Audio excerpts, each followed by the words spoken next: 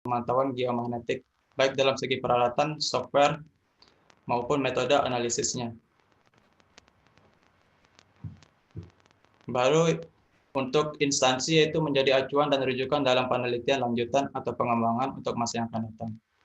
Lalu di sini ada sistematika penulisan.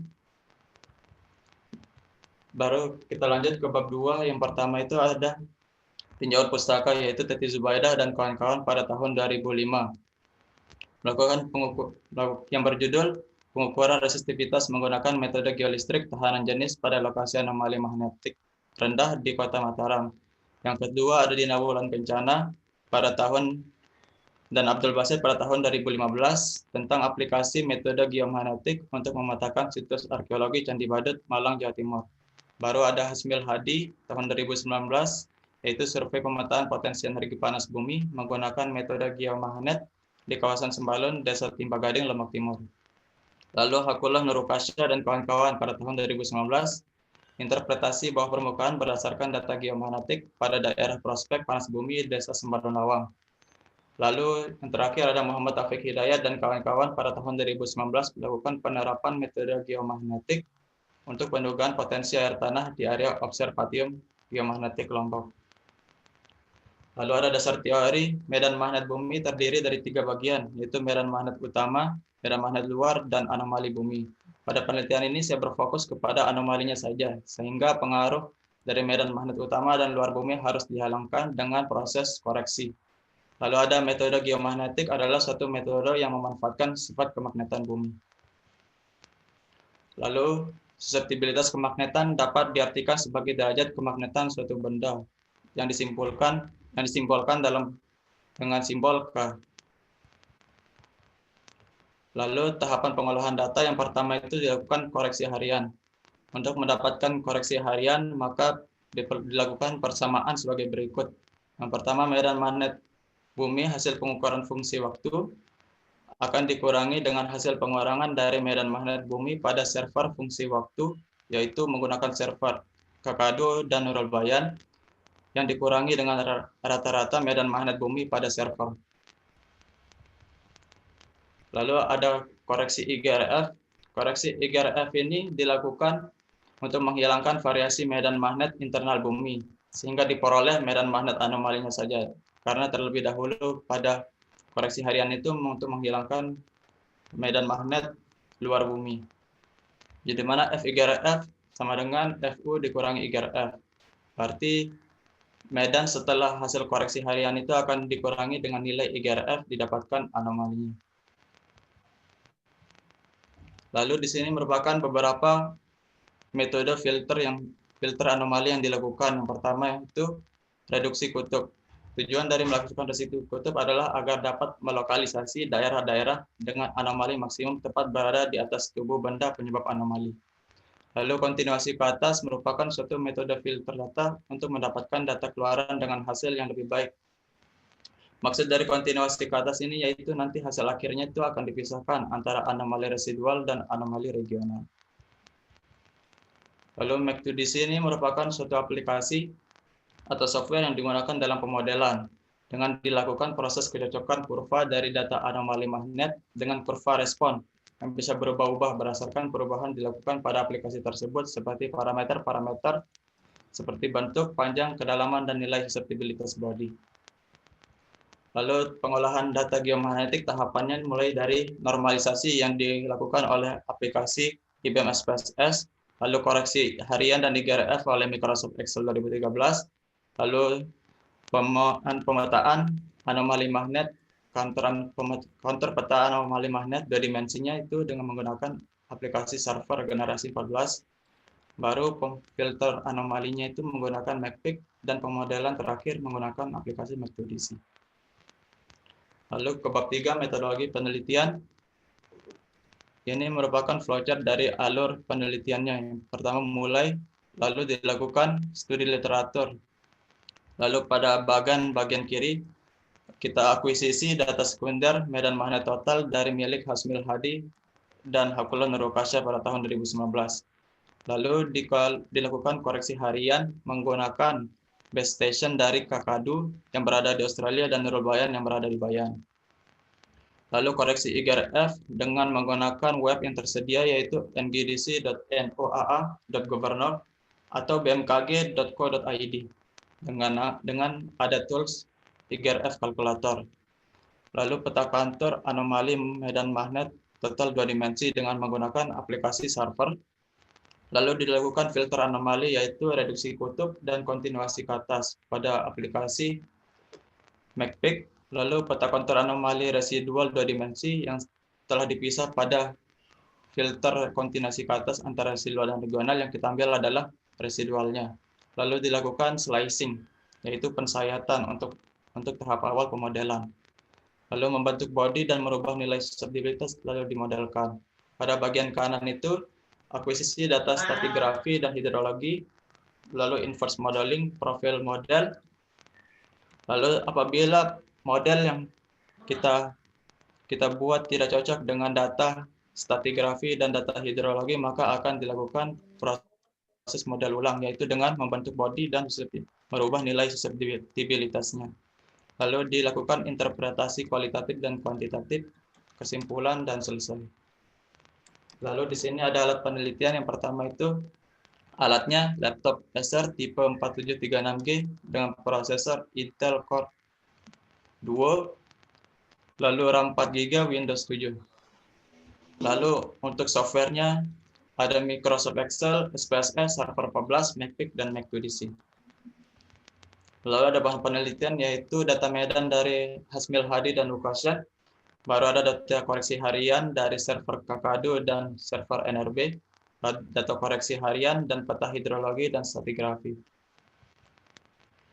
Baru bab 4, di sini pengambilan data. Di sini merupakan lokasi pertama, yaitu berada di Timba Gading, Sembalun, dengan luas kurang lebih sekitar 1983 meter persegi. Dimensinya 33 titik, baru jarak antar titiknya itu 8-12 meter. Dapat dilihat kondisi geografisnya merupakan hamparan persawahan. Baru lokasi kedua di Sembalun Lawang dengan kurang lebih luasnya 991 meter persegi.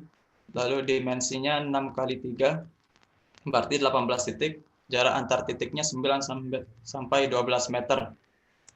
Baru kondisi geografisnya di sini merupakan hamparan persawahan juga, namun jika dilihat ke arah selatan, itu merupakan sudah mencapai perbukitan. Baru tahap awal dalam analisanya itu pertama saya akan melakukan normalisasi data. Yang saya misalkan ini di sini perhitungan pada TG9, yaitu titik 9 pada Desa Timba Gading. Di sini datanya itu diambil per menit dalam waktu yang masih format UTC. Ini merupakan nilai dari medan totalnya per menit. Lalu setelah itu dilakukan normalisasi dengan menggunakan aplikasi IBM SPSS. Dengan memanfaatkan tool di situ yang bernama Kolmogorov-Smirnov test. Jadi di situ dilihat dalam normalisasi ini ada standarnya, yaitu standar deviasi tidak lebih dari 2 nanotesla, sedangkan nilai signifikansinya itu tidak kurang dari 0,05. Dapat dilihat bahwa pada kiri atas ini merupakan normalisasinya, di mana standar deviasinya itu sudah memasuki syarat, tetapi nilai signifikansinya masih kurang, masih belum masuk syarat. Jadinya harus dilakukan metode penormalan dengan menggunakan metode outlier. Metode outlier itu untuk menyeleksi kolom-kolom mana saja yang memiliki nilai keluar dari gambar sistem, keluar dari distribusi datanya. Nah, dapat dilihat nomor-nomor ini merupakan kolom yang memiliki nilai ekstrim. Setelah melakukan penormalan, dapat dilihat bahwa sampelnya sekarang sebanyak 47 dengan nilai standar deviasi yang sudah memasuki syarat dan nilai signifikansinya juga sudah memasuki syarat. Berarti bisa dilanjutkan ke tahap selanjutnya. Ini merupakan rangkuman setelah penyeleksian data tersebut dalam metode outlier. Baru ada koreksi harian yang bertujuan untuk menghilangkan pengaruh medan magnet luar. Pada Kakadu memiliki nilai baseline yaitu Fs 46.196 nanotesla, sedangkan NRB 44.840,28 nanotesla. kita lanjutkan perhitungan pada TG9 pada jam 8.28 UTC dapat dilakukan perhitungan sebagai berikut. Didapatkan bahwa untuk koreksi harian pada jam 8.28 UTC itu sebesar 44.701,19 nanotesla. Dan untuk waktu selanjutnya dapat dilihat pada tabel berikut dengan melakukan metode perhitungan yang sama. Lalu setelah itu dilakukan normalisasi kembali secara keseluruhan pada TG9 tersebut. Didapatkan bahwa standar deviasinya memasuki syarat, sedangkan signifikansinya masih belum. Jadi dilakukan outlier kembali, baru dilihat pemangkasan banyak sampel, sehingga sekarang tersedia 36 dan nilai signifikansinya sudah masuk 0,06. Berarti medan yang telah dikoreksi harian pada titik TG9 adalah 44.699,948661 nanotesla. Ini merupakan rangkuman dari hasil koreksi harian dari timba gading.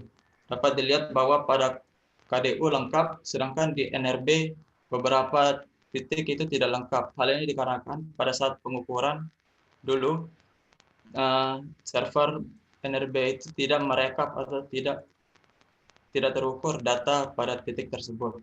Sehingga solusi yang dipaparkan yaitu dengan mengganti titik-titik yang kosong itu dengan server KDU pada titik yang sama. Barang ini adalah pada titik di Sembalun Lawang tidak ada permasalahan antara KDU dan NRB.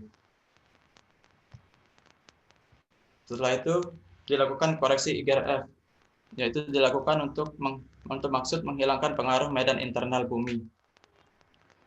Lalu dapat dilihat seperti ini untuk akses datanya, dapat dilihat total fill-nya 44.788,3 nanotesla berada di sebelah kanan. Itu merupakan nilai IGRF-nya. Lalu dilanjutkan pada perhitungan sebelumnya, yaitu pada titik 9, hasil dari koreksi harian tersebut untuk mendapatkan anomali adalah hasil dari koreksi harian dikurangi dengan nilai IGRF. Baru didapatkan anomalinya minus 88,35 nanotesla di titik 9 lokasi timba gading. Lalu ini merupakan perbandingan hasil perhitungan dari saya dengan peneliti sebelumnya, yaitu Hasmil Hadi dan Hakullah Nurukasya. Dapat dilihat bahwa nilai IGRF ini berbeda. Hal ini dikarenakan karena Hasmil Hadi dengan saya menggunakan nilai IGRF yang berbeda. Versi IGRF yang berbeda, yaitu Hasmil Hadi menggunakan versi 2019 dan saya menggunakan yang versi 2020. Begitu pula dengan Hakullah Nurukasya. Terlihat perbedaan pada nilai IGRF-nya. Sehingga nilai anomalinya juga berbeda. Baru pembuatan peta kontur anomali. Dapat dilihat bahwa pada timba gading ini nilai yang paling negatif itu berada di titik TG26, antara titik TG26 dan TG22. Sehingga kita memiliki dugaan bahwa di situ terletak adanya aquifer atau lapisan tanah pengandung air. Begitu pula dengan yang di Sembarun Lawang, namun di sini tidak negatif. Sedangkan yang paling rendah itu berada di LW6. Lalu LW13 yang di sebelah selatan itu yang paling positif atau paling tinggi. Hal ini dikarenakan karena sebelah selatan itu sudah menaiki perbukitan. Lalu jika kedua lokasi digabungkan, hasilnya sebagai berikut. Dapat dilihat bahwa di timba gading itu lebih negatif daripada di Sembarun Lawang. Jadi kita berpotensi bahwa yang prioritaskan untuk mencari aquifer itu berada di timba gading. Setelah itu kita melakukan filter anomali. Yang pertama yang dilakukan itu reduksi kutub yang berfungsi untuk memperhalus tampilan anomalinya dengan merubah sudut inklinasi dan deklinasinya.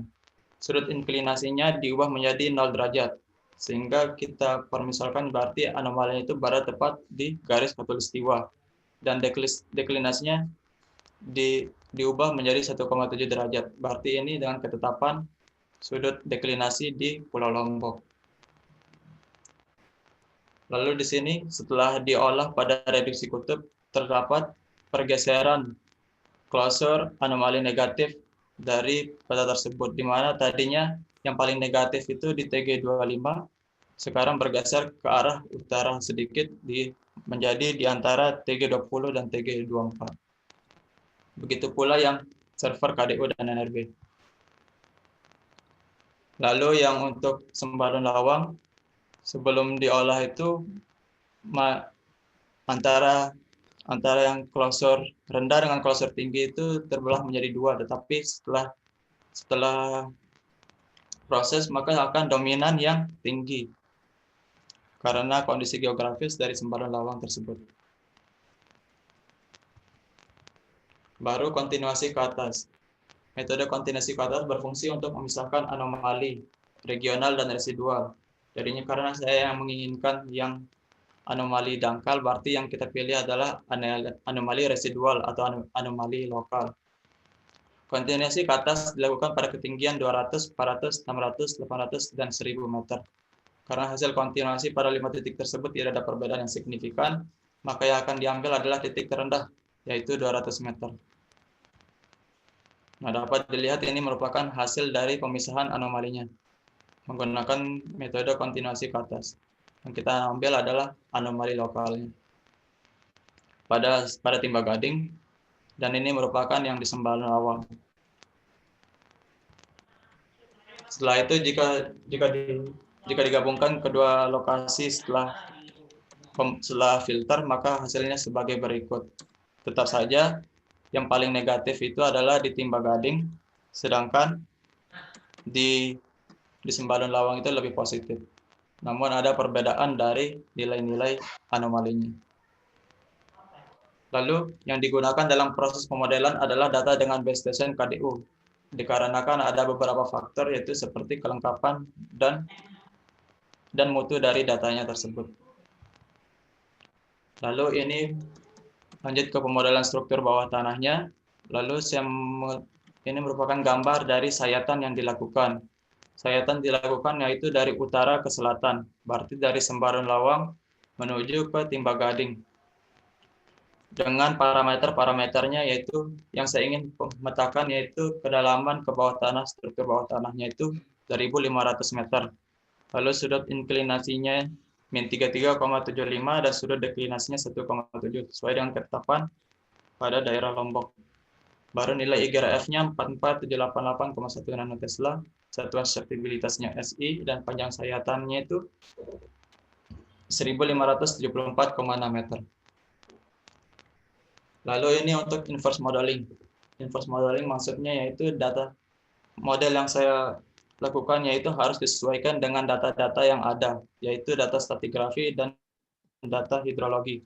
Data stratigrafi yang di sebelah kiri ini merupakan data milik penelitian Teti Zubaida dan kawan-kawan pada tahun 2010, di mana Sembalun Lawang dan Timba Gading ini akan dilakukan pemodelan sejauh 1.500 meter ke bawah tanah, sehingga dilihat susceptibilitas dari lapisan-lapisan jenis bebatuannya.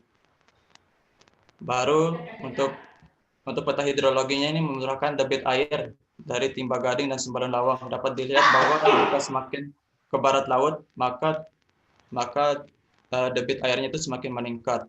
Berarti sesuai dengan di daerah Timba Gading, berarti semakin ke arah Timba Gading ke barat laut, maka semakin meningkat besaran dari debit airnya. Lalu dilakukan pemodelan dengan menggunakan MAC2DC. Lalu dapat dilihat bahwa yaitu pencocokan antara kurva data dengan kurva respon. Kurva data dapat dilihat dengan garis hijau putus-putus, sedangkan kurva respon yaitu kurva yang bisa diubah-ubah dengan merubah-rubah nilai parameternya, yaitu dengan garis hitam menyambung. Dapat dilihat bahwa disesuaikan dengan peta stratigrafi itu bentuk bodinya sebagai berikut dengan nilai-nilai susceptibilitasnya. Lalu dapat dilihat nilai misfitnya itu 733, sekian. Misfit merupakan indikator dari kedekatan atau kemiripan nilai kurva dari data dengan respon. Lalu pemodelan tahap 2-nya itu saya melakukan perubahan pada body dan nilai susceptibilitasnya. Tapi nilai susceptibilitasnya tidak boleh jauh dari nilai toleransi untuk data stratigrafinya. Baru pemodelan tahap 3, dapat dilihat bahwa kurva responnya itu sudah mulai mengikuti dari pola data kurva data. Baru dapat dilihat misfitnya juga semakin menurun. Dan nilai dan bodinya itu saya merubah agar relief-reliefnya lebih seperti pada dasarnya. Dan nilai susceptibilitasnya juga diubah. Lalu tahap terakhir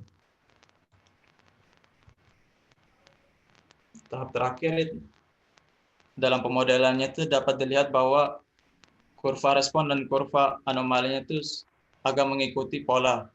Dan dilihat misfitnya sudah 454,14. Jadinya saya mengakhiri tahap pemodelannya sampai situ.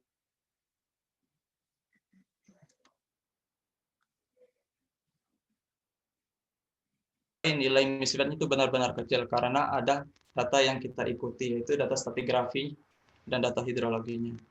Dapat dilihat bahwa pada lapisan paling atas atau yang paling dangkal, yaitu body 1, memiliki kedalaman 1 sampai 1000 meter kurang lebih.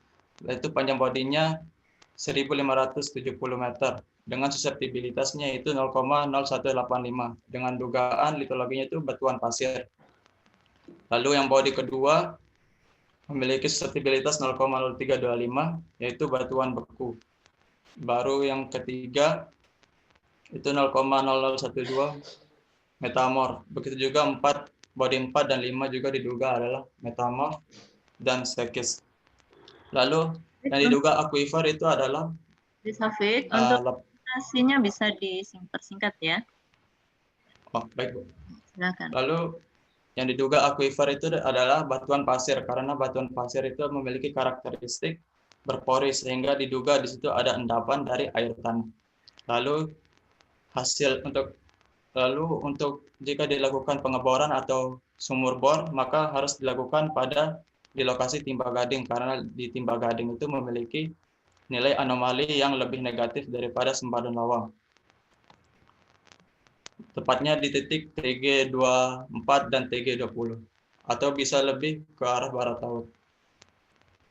Lalu kesimpulannya, pada lokasi data timba gading didapatkan anomali positif dan negatif tersebar di lokasi penelitian di mana anomali positif cenderung berkumpul di tengah menuju bagian utara serta sedikit berada di bagian ujung selatan yang ditunjuk dengan warna terang.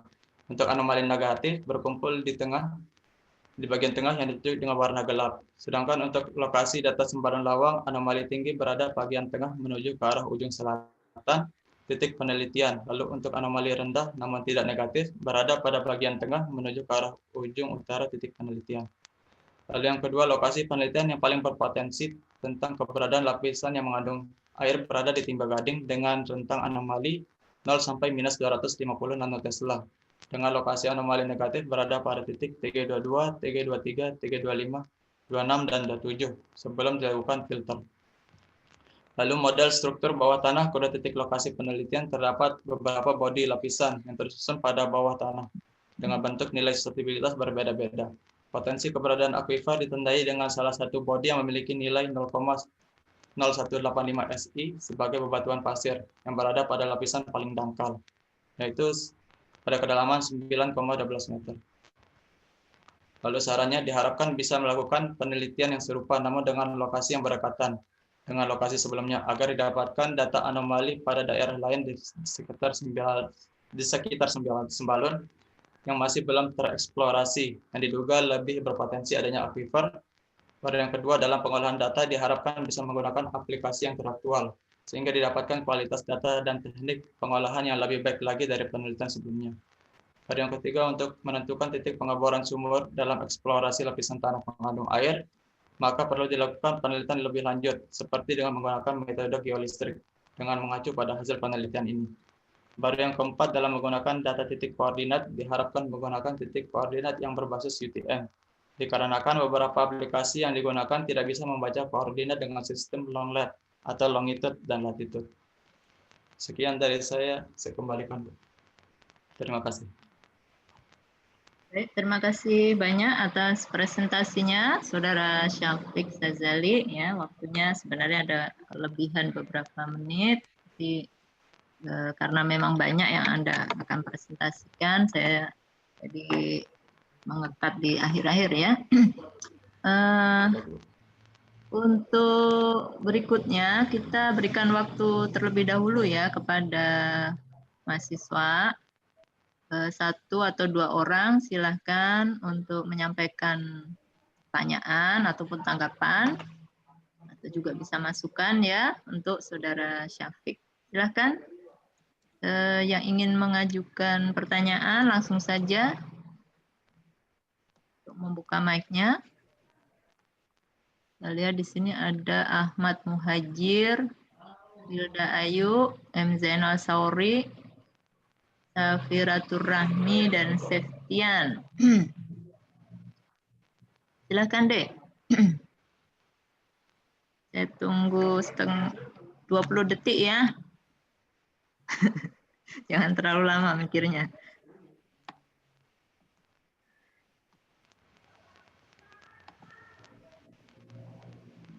Hilda barangkali yang satu grup penelitiannya.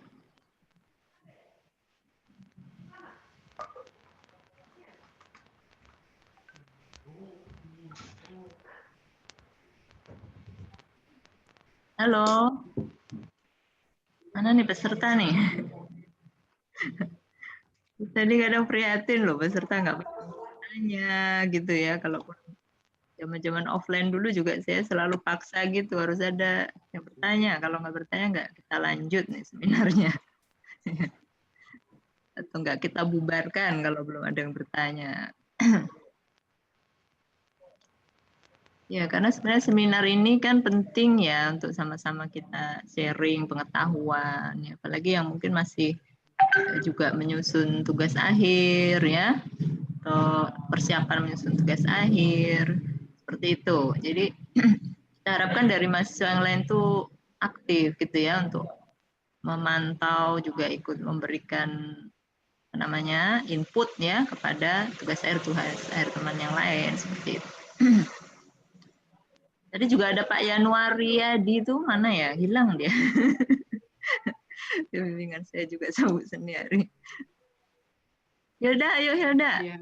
Tanya Hilda. Ya Bu. Ada syarat ini ya, ada syarat kehadiran seminar gitu ya. Dulu kan ada kartu harus penuh baru bisa daftar seminar hadir proposal kayak gitu.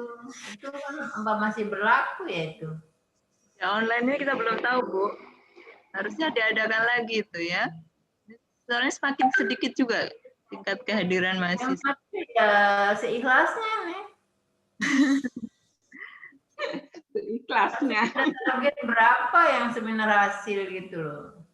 Ya apa peserta yang datang seminar hasil.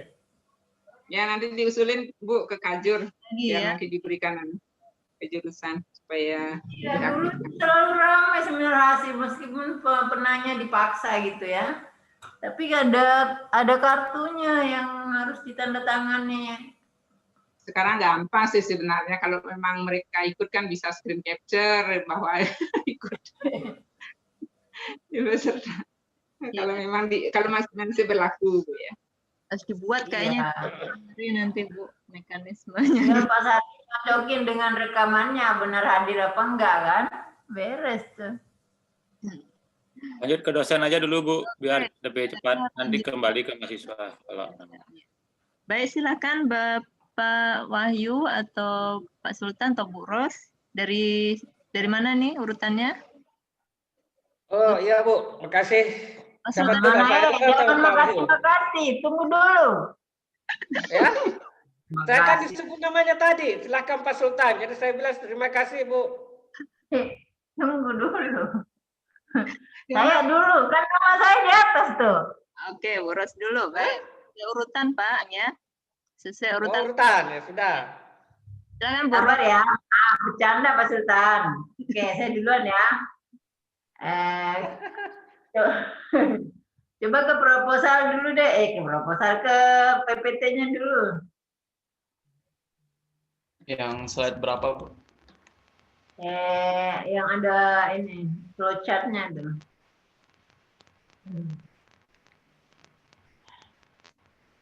Banyak sekali isinya. Iya. Bab 3 ya, flowchart. Ya, bab 3. Nah, di slideshow ya, sama seperti Bu Sunyari, saya juga matanya bermasalah kalau lihat yang kecil-kecil ya. Saya lihat flowchart-nya ini kayaknya belum berubah ya seperti waktu kita seminar proposal ya. Saya bingung menghubungkan sebelah kiri sampai sebelah kanan ini ya, di mana masuknya, karena kalau saya baca mulai ya terus sampai ke bawah itu enggak menghubungkan dengan yang flowchart sebelah kanan itu gimana, apakah misalnya data sekunder dan seterusnya, pemodelan, kalau cocok yes, ke bawah, tidak cocok no, ke atas lagi. Ini terus tiba-tiba ada masuk dari kanan itu profil model, gimana duluan ini gitu loh ya. Flowchart-nya ini yang mana duluan, itu nomor 1. Kemudian bagaimana membuat flowchart-nya ini agar sesuai dengan langkah-langkah yang kamu lakukan gitu ya. Nah, kemudian yang kedua adalah saya lihat beberapa penelitian-penelitian yang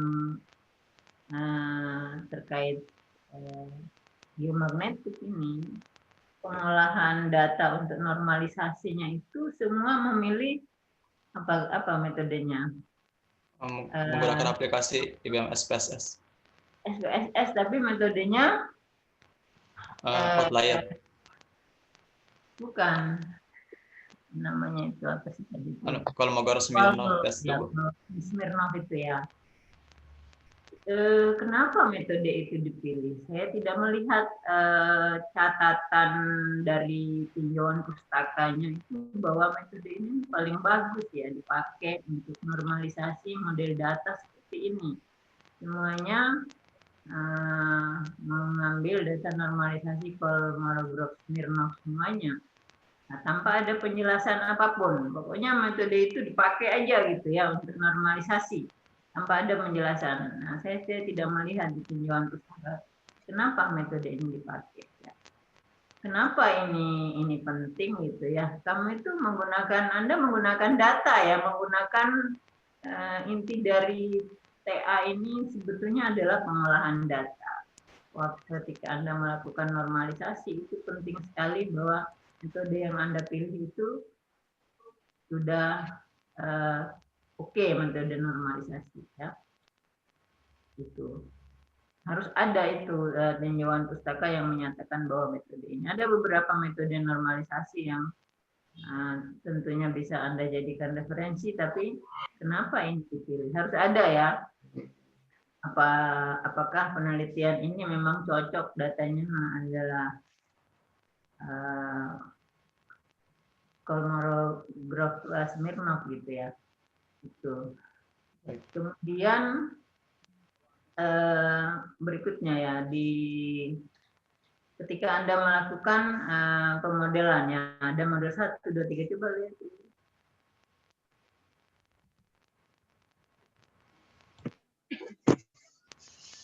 Hasil di masing-masing model. Berapa model? 5 model Anda buat ya? Ini merupakan tahap-tahapnya saja, Bu. Jadinya tetap cuma 1 aja pemodelannya.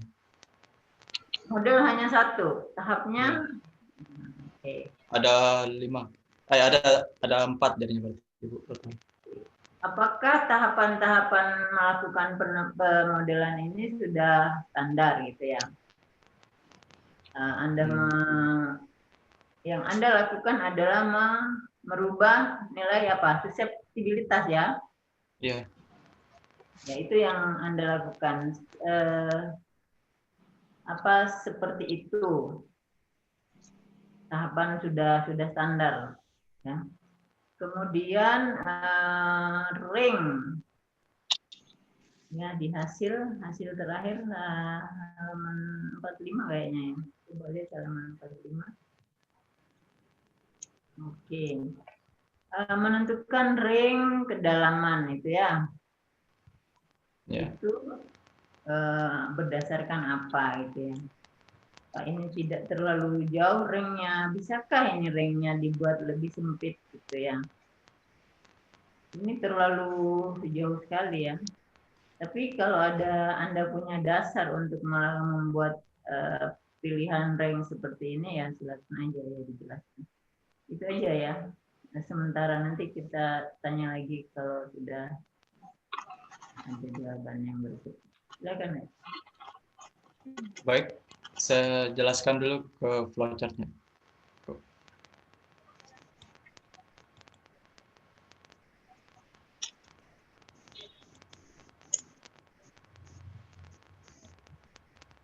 Nah, baik. Pada flowchart ini sebenarnya dari awal itu kan memang dari studi literatur terlebih dahulu, Bu. Jadinya nanti setelah itu akan ada percabangan atau paralel proses berarti dari situ, Bu. Jadinya data sekunder, medan magnet total Hasmil Hadi sampai ke bawah sampai pemodelan itu masih dalam satu jalur. Sedangkan data stratigrafi dan data hidrologi itu diakuisisi data dari web BWSNT dan dari tesisnya Bu Teti.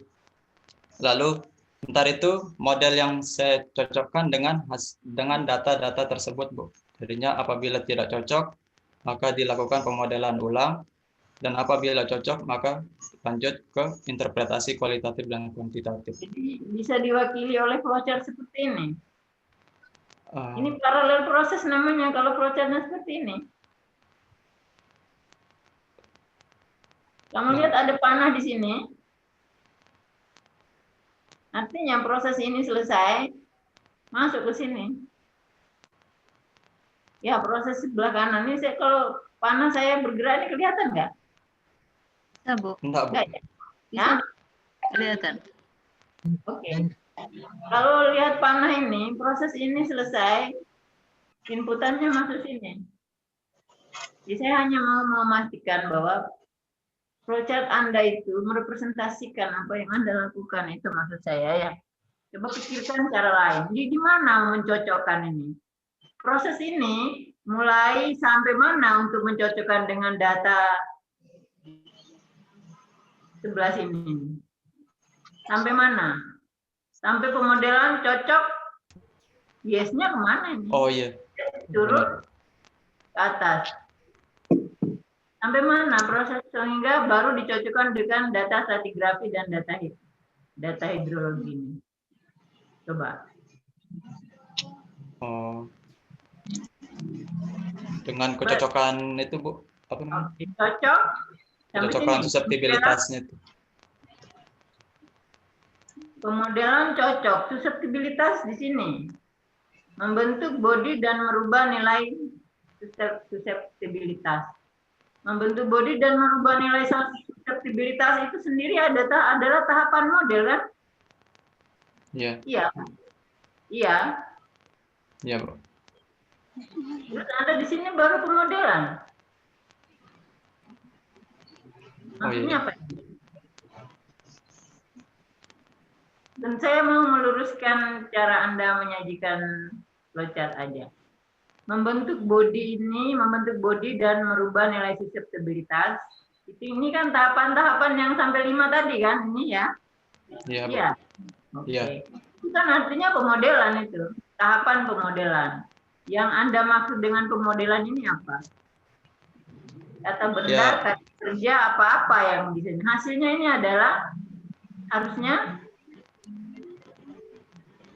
hasil dari itu nilai body dan suseptibilitasnya itu yang sudah sesuai dengan. Ini apa bahasanya?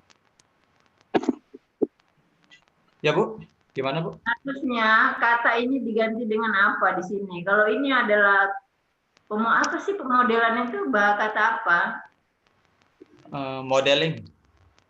Modeling. Ya. Ya, modeling ya. Anda melakukan pemodelan ya, ada tahapan, ada ini. Hasilnya, ini yang Anda maksud hasilnya.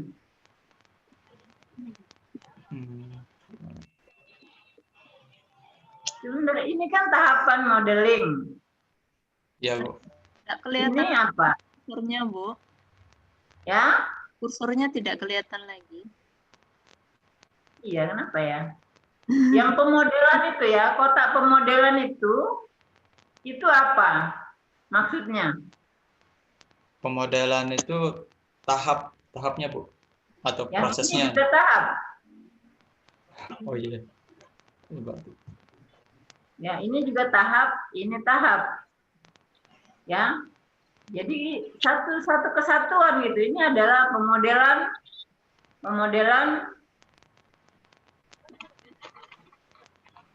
atau dengan ya entah apa yang Anda harus ganti di sini hanya ada satu ya. Apakah nilainya cocok? Cocok itu cocok dengan apa? Nilai suseptibilitasnya itu dengan model yang dibuat.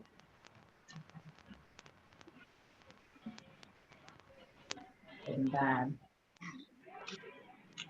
Nah, ini makanya agak susah nih, Mike. Ini kota yang ini nih yang cocok ini nih. Apa bentuknya ini? Jajaran jenjang ini. Ya, jajaran jenjang. Ini merefer dari sini apa dari sini?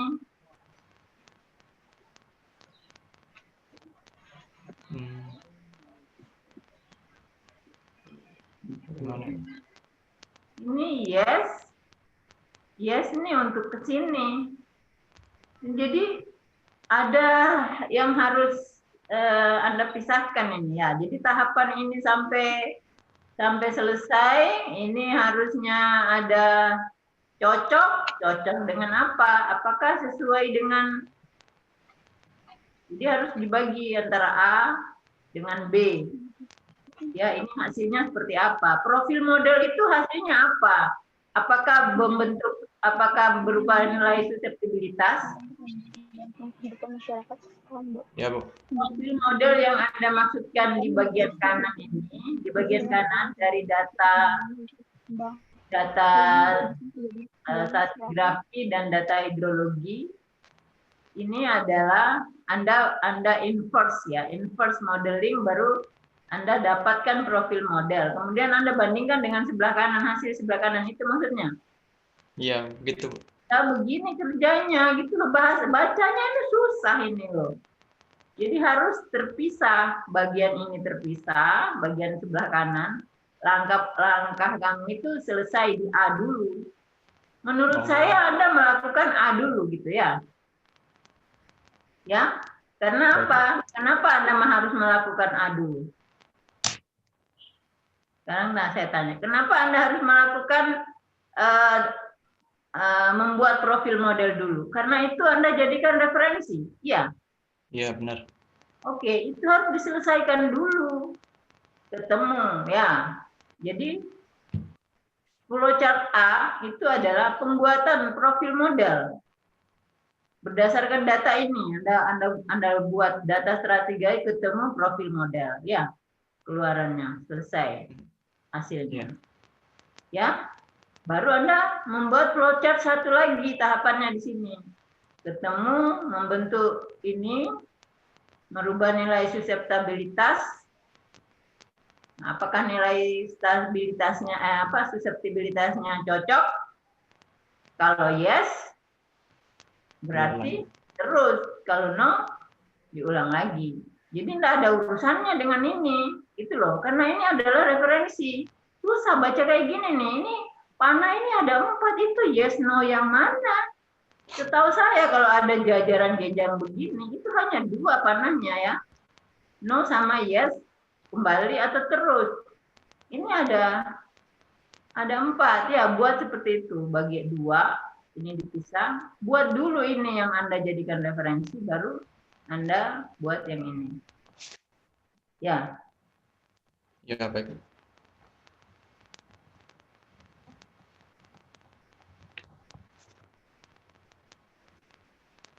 Terus pertanyaan saya selanjutnya.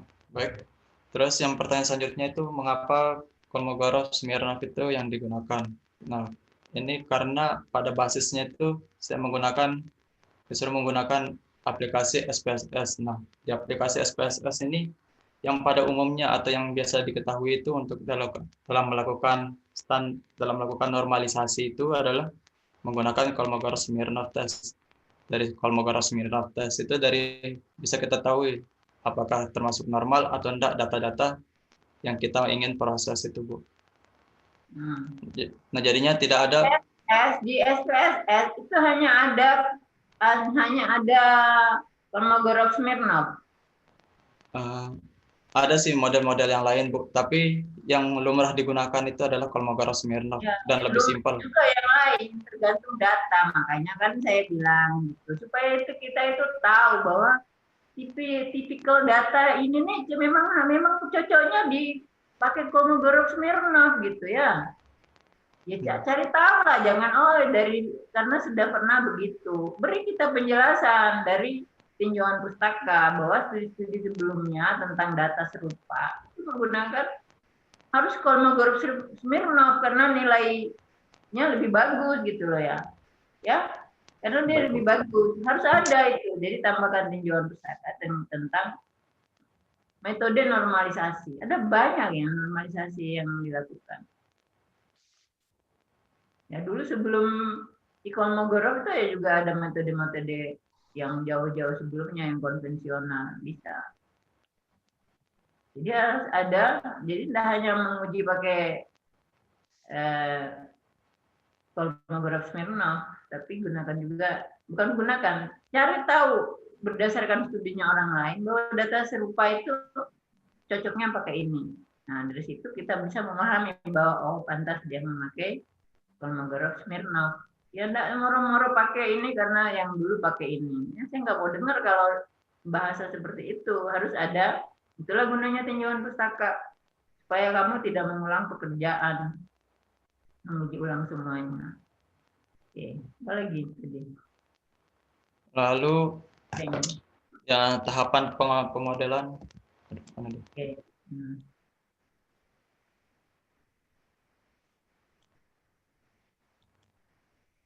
Lalu tahapan pemodelannya apakah sudah memasuki standar apa belum? Menurut saya ini sih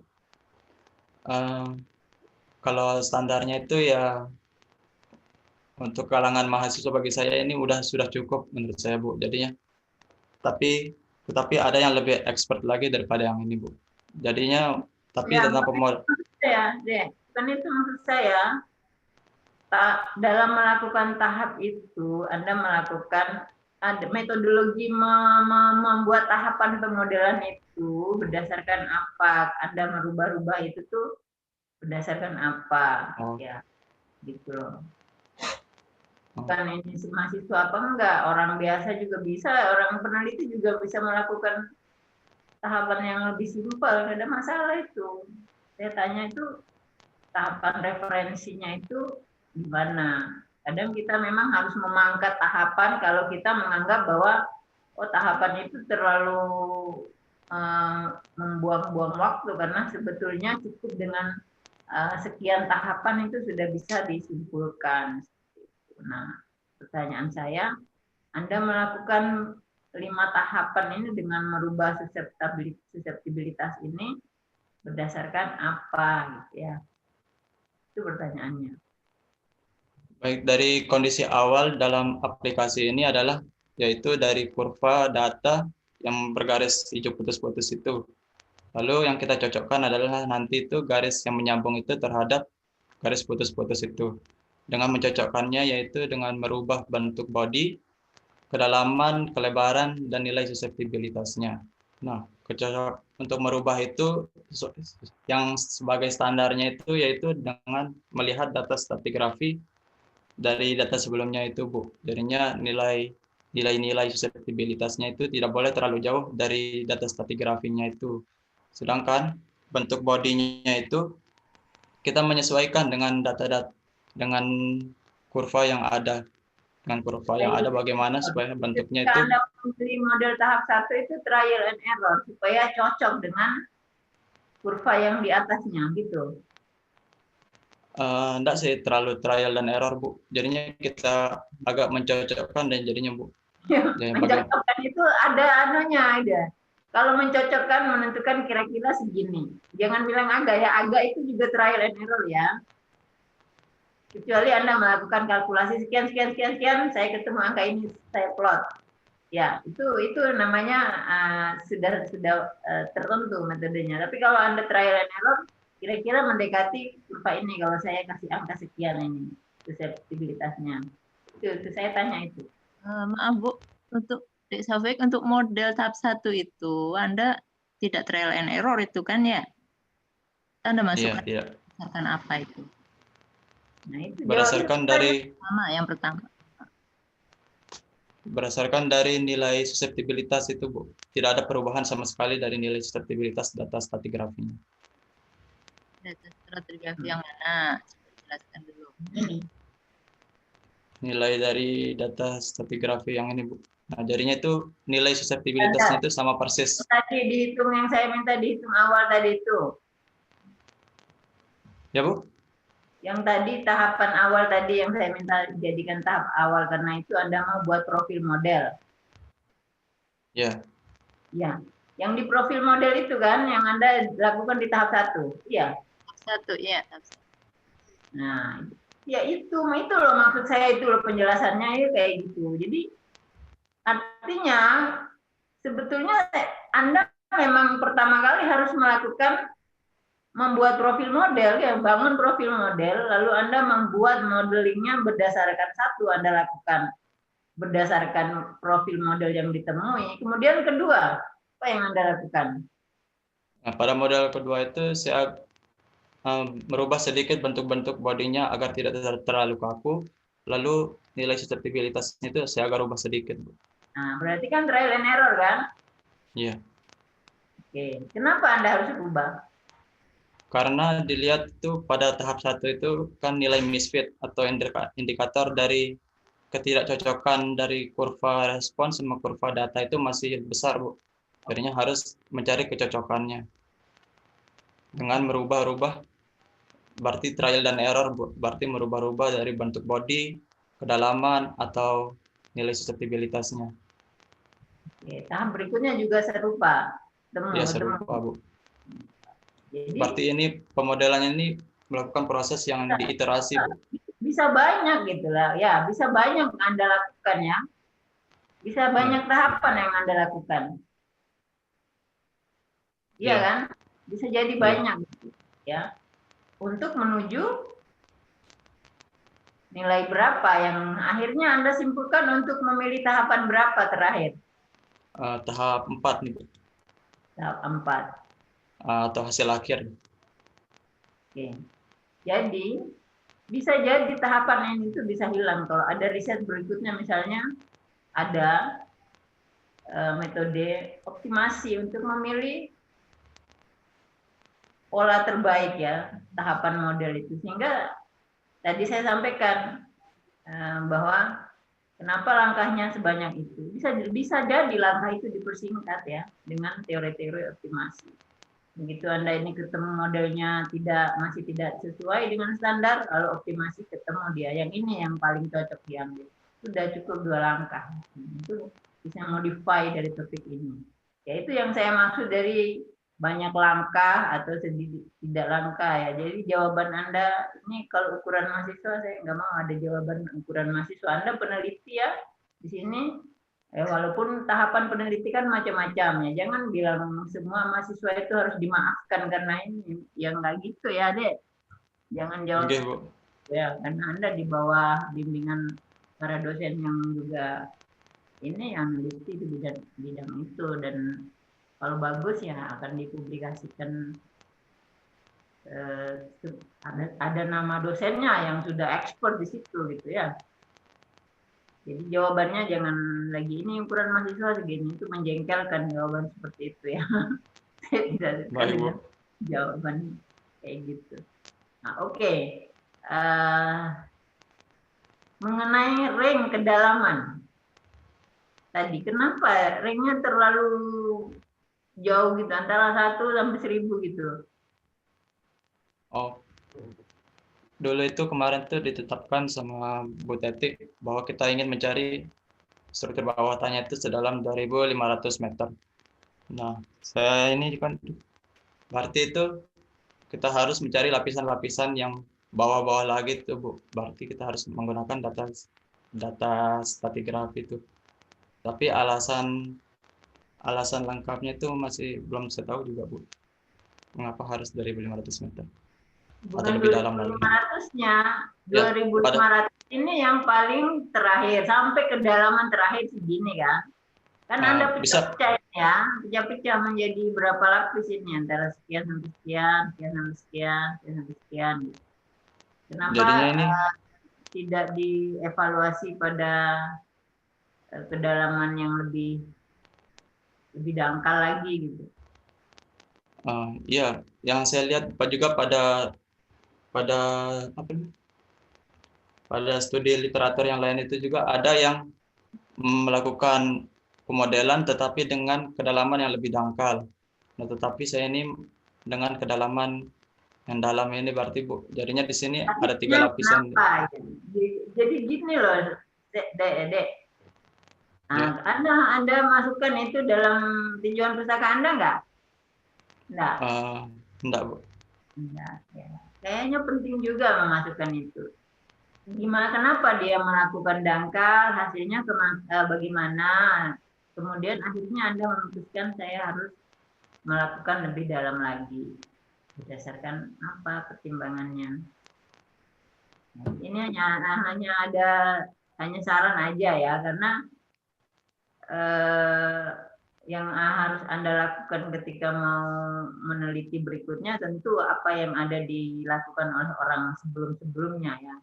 Kalau sudah ada hasil-hasil sebelumnya dan konsisten pada kedalaman itu, ya mungkin kita tetap seperti itu. Tetapi ada hasil yang Anda ingin capai lagi, mungkin lebih tinggi atau lebih rendah.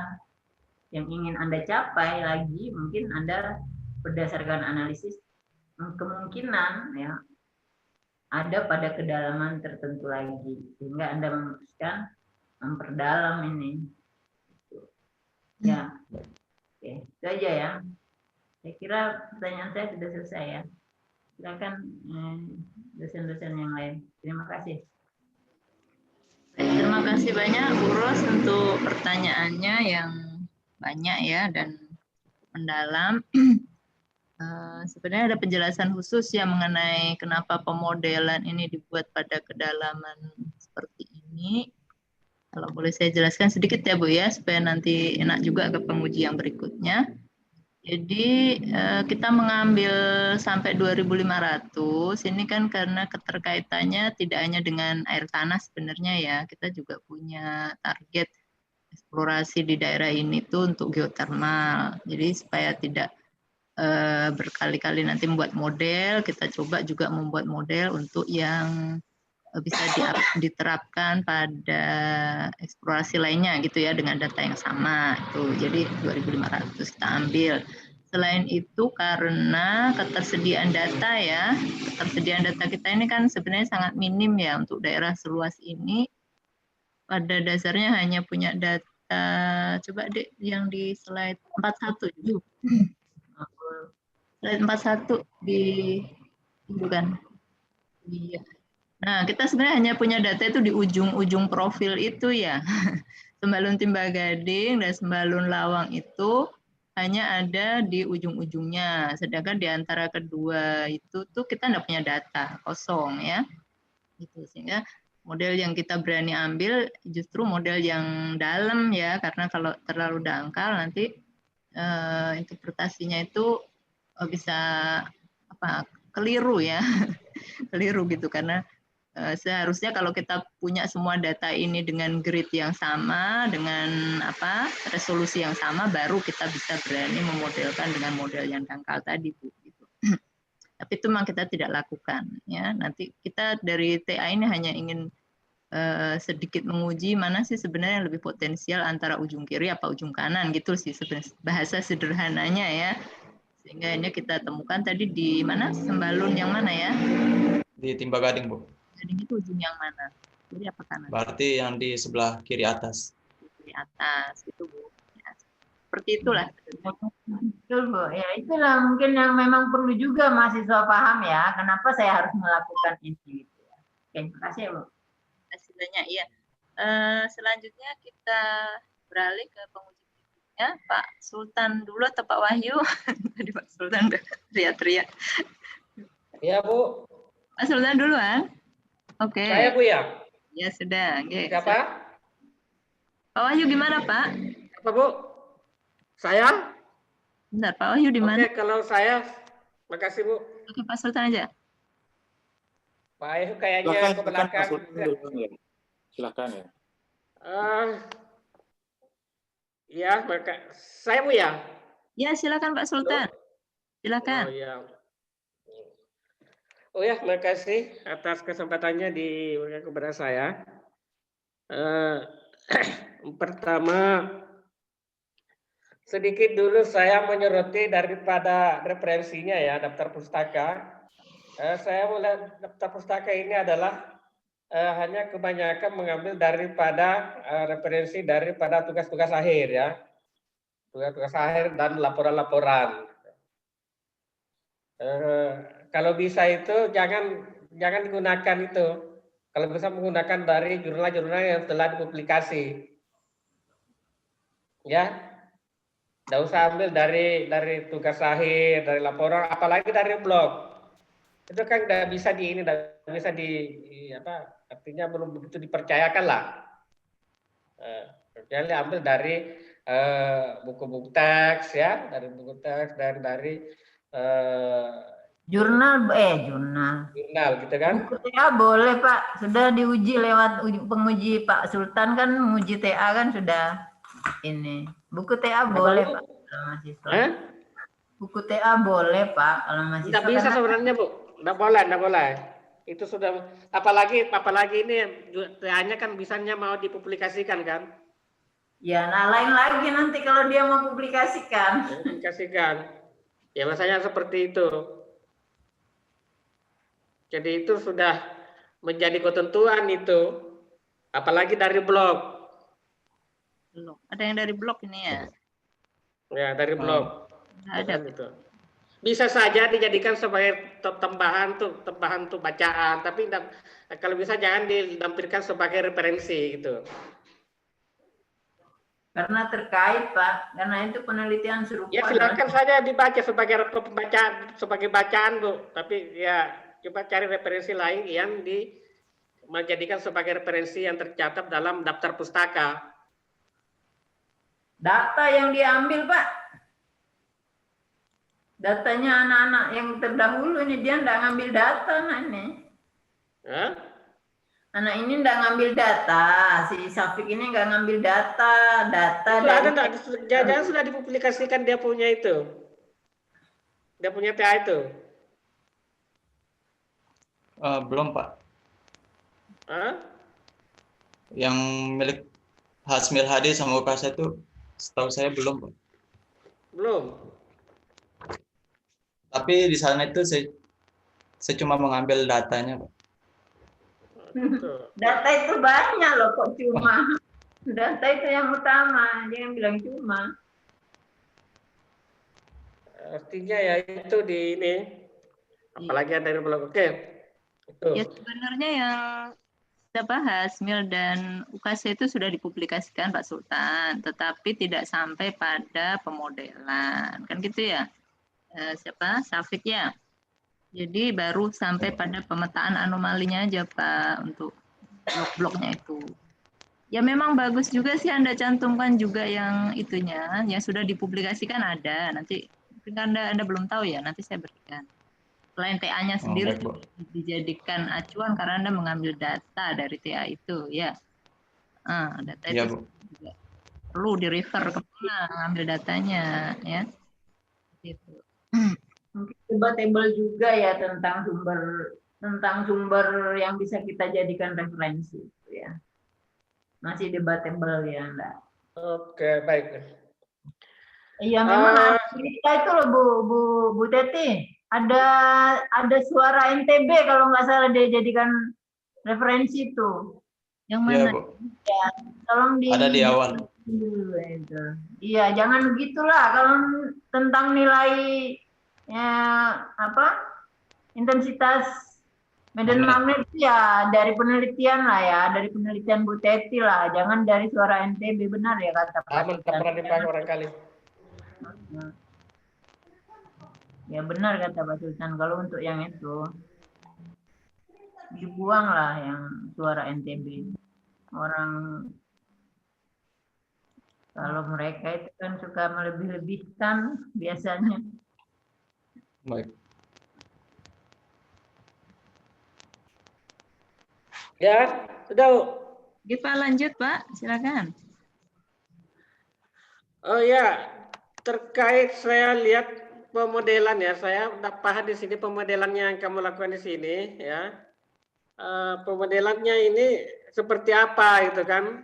Apakah hanya kamu menggunakan aplikasi itu atau pemodelan dari aplikasi itu? Saya baca-baca tadi seperti apa pemodelannya? Oh, baik, Pak.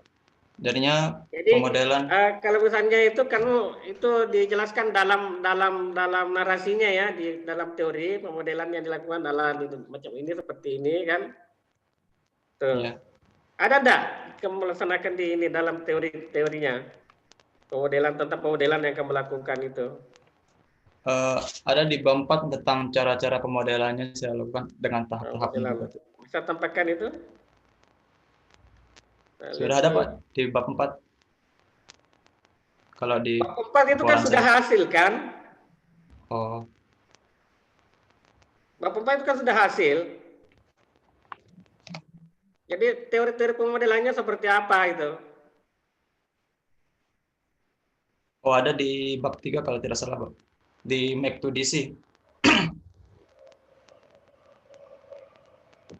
Karena pada pemodelan ini menggunakan aplikasi Make to DC. Apa? Jadinya pada aplikasi ini menggunakan Make to DC. Jadinya itu kan saya bukan pemodelan sebenarnya, cuma aplikasi kan? Melakukan suatu aplikasi untuk pemetaan memodelkan. itu, dari suatu hidrologi suatu apa? Untuk mendapatkan mata air kan, ceritanya seperti itu katakanlah kan? Ya. Dia kan menggunakan aplikasi itu. Jadi kamu tidak membuat suatu model. Enggak, Pak. Secara menggunakan software aja, Pak. Kamu menggunakan software kan? Berarti bukan model sebenarnya. Coba kamu jelaskan apa itu modeling deh. Coba jelaskan dulu. Jadinya modeling yang dimaksud ini adalah bagaimana kita mencocokkan kurva dari anomali yang sudah saya dapat dengan kurva respon. Kurva respon itu yang nanti saya rubah-rubah agar menyesuaikan dengan kurva anomalinya, Pak. Itu yang dimaksud dengan teorinya? Coba tampakkan teorinya itu. Tidak ada. Biar kita baca seperti apa model yang kamu lakukan itu. Kalau saya lihat ini hasilnya apa ya, hanya langsung menggunakan aplikasi toh. Aplikasi yang menggunakan aplikasi dengan aplikasi untuk menentukan suatu hidrologi atau apa untuk menentukan suatu air kan gitu. Iya. Untuk mendapatkan ini kan misalnya pola-pola ini, pemodelan ini kan. Nah, seperti ini. Ini kan kamu dapatkan dari software kan, aplikasi itu kan mengumpulkan data, dapatkan ini kan. Iya. Nah, berarti kan Coba kamu jelaskan dengan software itu. Nah, jadinya tadi itu yang anomali dalam sayatan itu kita modelkan bahasanya. Jadinya modelkan itu maksudnya itu menyesuaikan nanti kurvanya itu antara anomali dengan respon. Nah, respon yang ini nanti yang kita ubah, tidak serta-merta kita masukkan data ke software langsung jadi hasilnya, Pak. Tidak begitu. Terus jadinya kita seperti apa data yang kamu dapatkan? Jadinya kita trial dan error. Atau jadinya kita mendapatkan variabel dalam software itu? Enggak, Pak. Cuma masukkan parameter-parameter saja. Kamu mendapatkan parameter-parameter kan? Dan parameter itu sudah ada dalam software kan? Iya. Nah, apa yang kamu modelkan di sini? Jadinya memodelkan itu ntar bentuk dari bodinya dan suseptibilitasnya, Pak. Jadinya ntar model untuk yang body kita apa? body dari struktur bawah tanahnya. bodi daripada struktur bawah tanah. Ada anunya, mana anunya tampilannya? Nah, Yang seperti ini. ini, Pak. Iya. Jadi ini bukan hasil dari softwarenya, bukan, Pak. Jadinya saya langsung gambar secara manual. Itu masuknya pemodelan kamu? Iya. Hah.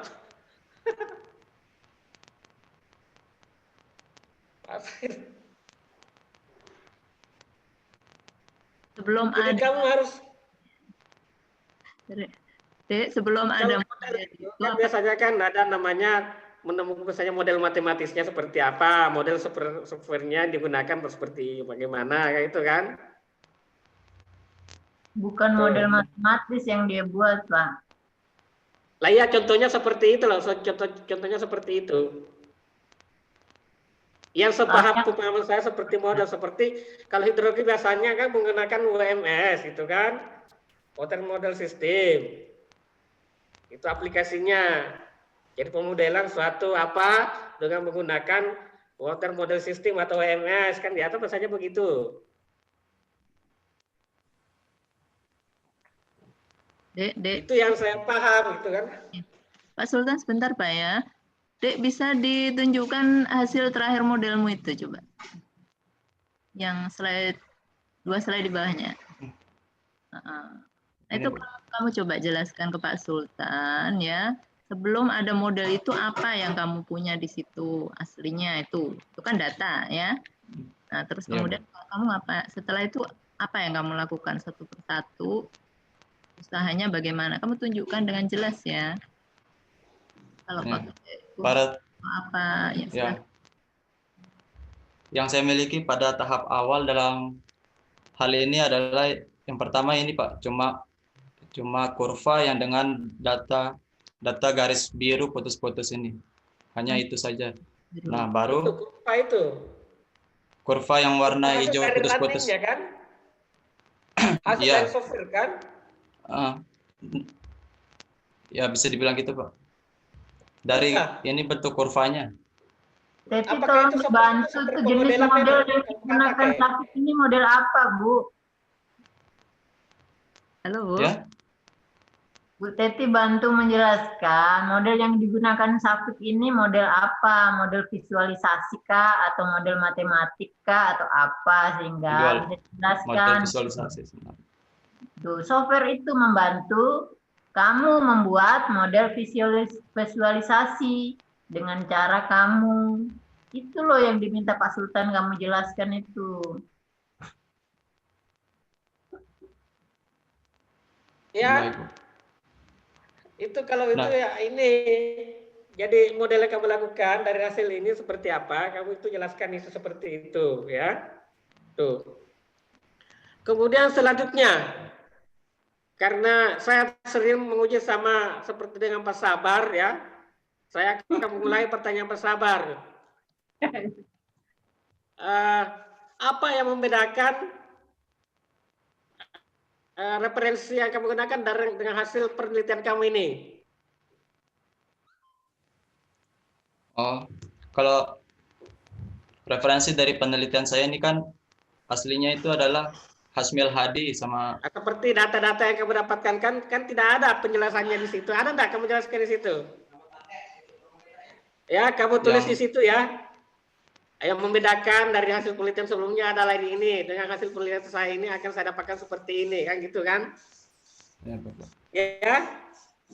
Ya. Jadi saya tidak bertanya di sini, belum, saya hanya memberikan masukan seperti itu untuk menjadi suatu pembeda dari penelitian sebelumnya. Kalau memang sama ya, katakan sama, yang membedakan hanya titik lokasi atau menggunakan data dengan analisa yang parameter yang lain, gitu kan?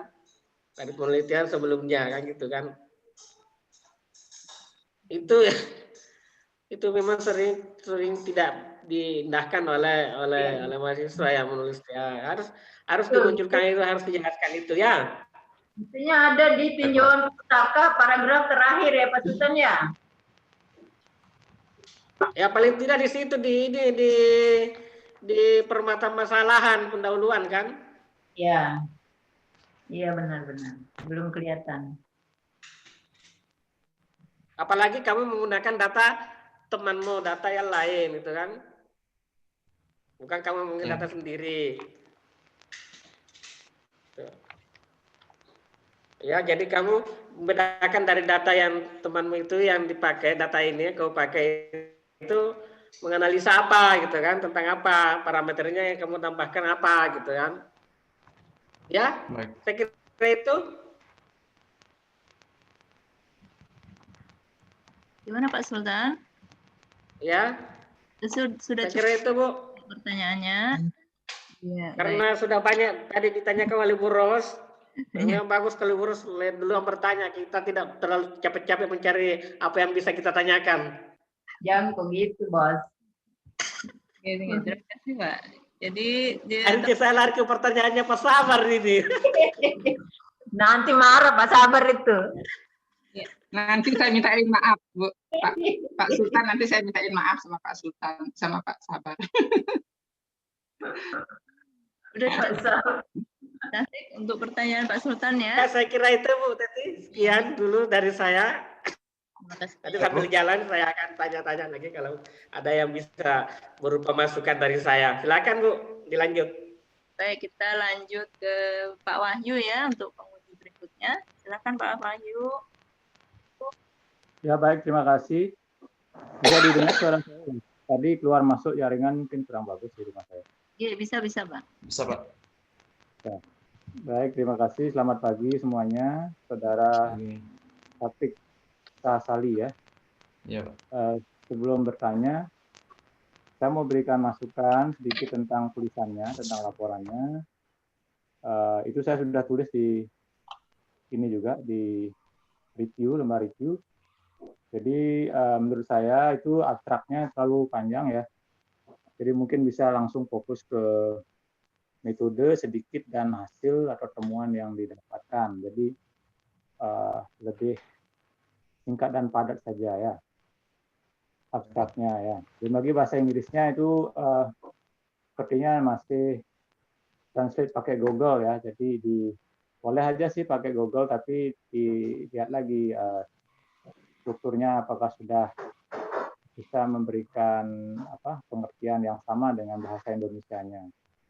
Kemudian yang kedua, citasi. Ada beberapa citasi yang tidak ada di daftar pustaka. Dan citasi itu biasanya menggunakan nama orang dan tahun ya. Itu ada yang menggunakan kayaknya bukan nama orang, itu geoafrika.set itu link Pak. Ya, itu tidak bisa mencitasi dengan menuliskan linknya ya. Jadi harusnya menuliskan nama orang penulis atau mungkin perusahaan mungkin bisa atau institusi yang bertanggung jawab terhadap link tersebut dan tahun ya.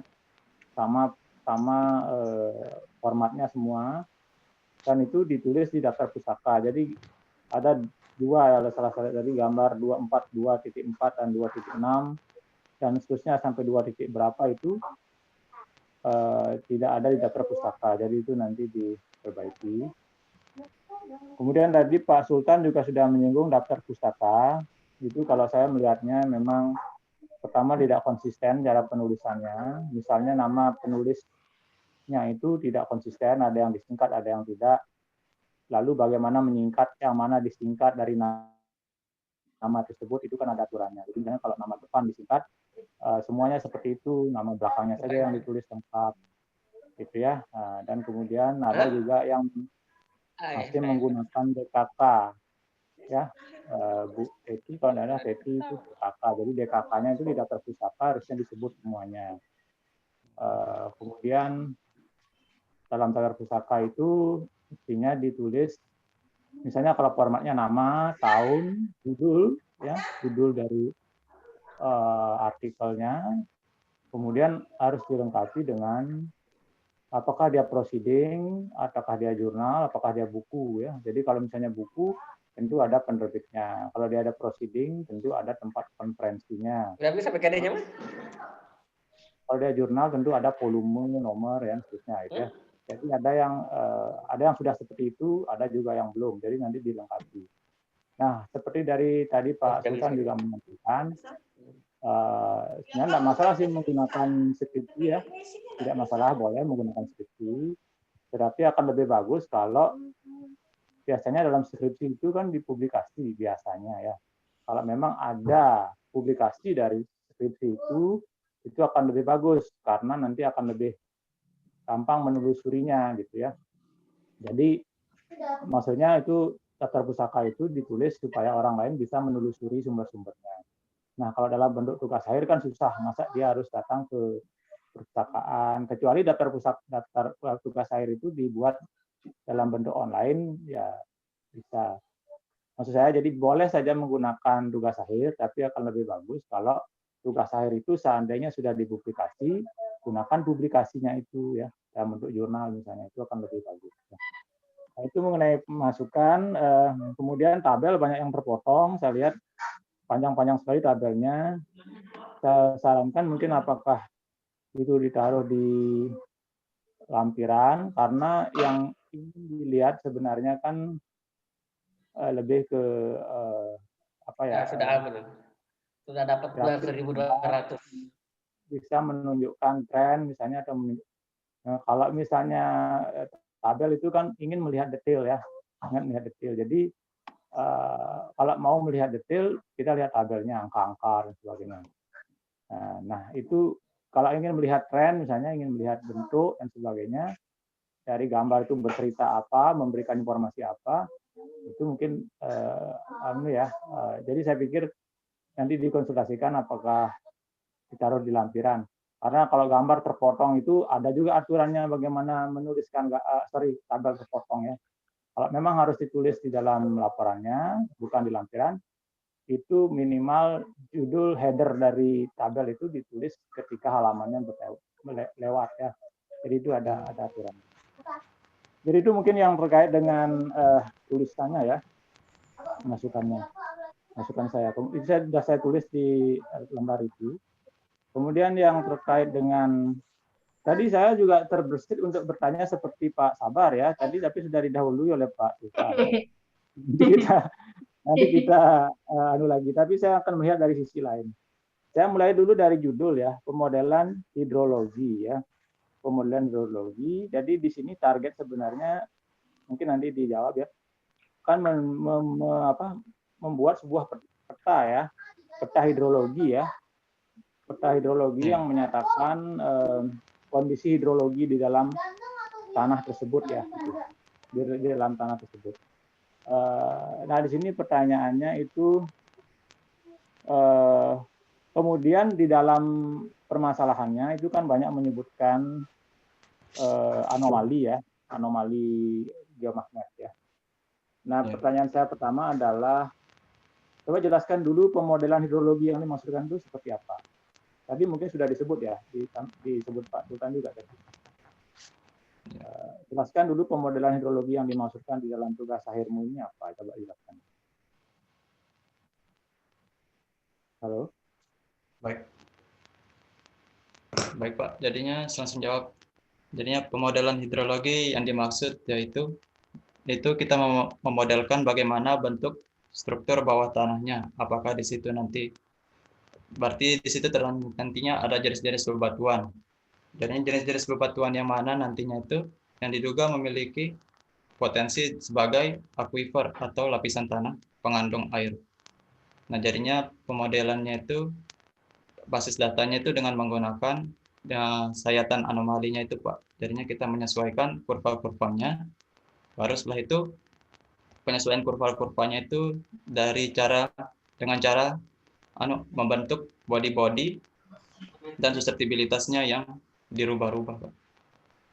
Ya berarti dengan menggunakan data geomagnet ya, dengan menggunakan geomagnet nanti akan dibuat peta hidrologi ya, yang tadi disebutkan itu. Sehingga nanti bisa ditentukan di mana posisi airnya ya, posisi air atau kandungan-kandungan yang lain juga bisa ya, selain air. Tadi juga sudah disampaikan.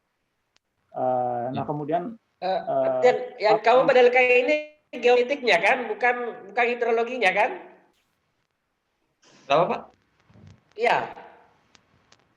Outputnya ya peta hidrologi Pak. Outputnya. Jadi kalau geomagnet itu kan metodenya, caranya dia mendapatkan modal itu. Kan begitu ya? Iya, benar.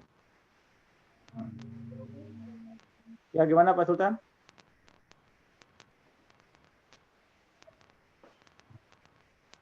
Hilang dia. Baik, saya lanjut dulu ya. Jadi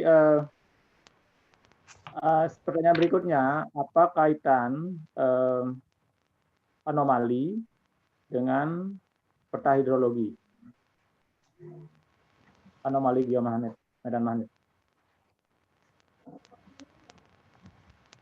Dengan hidrologi.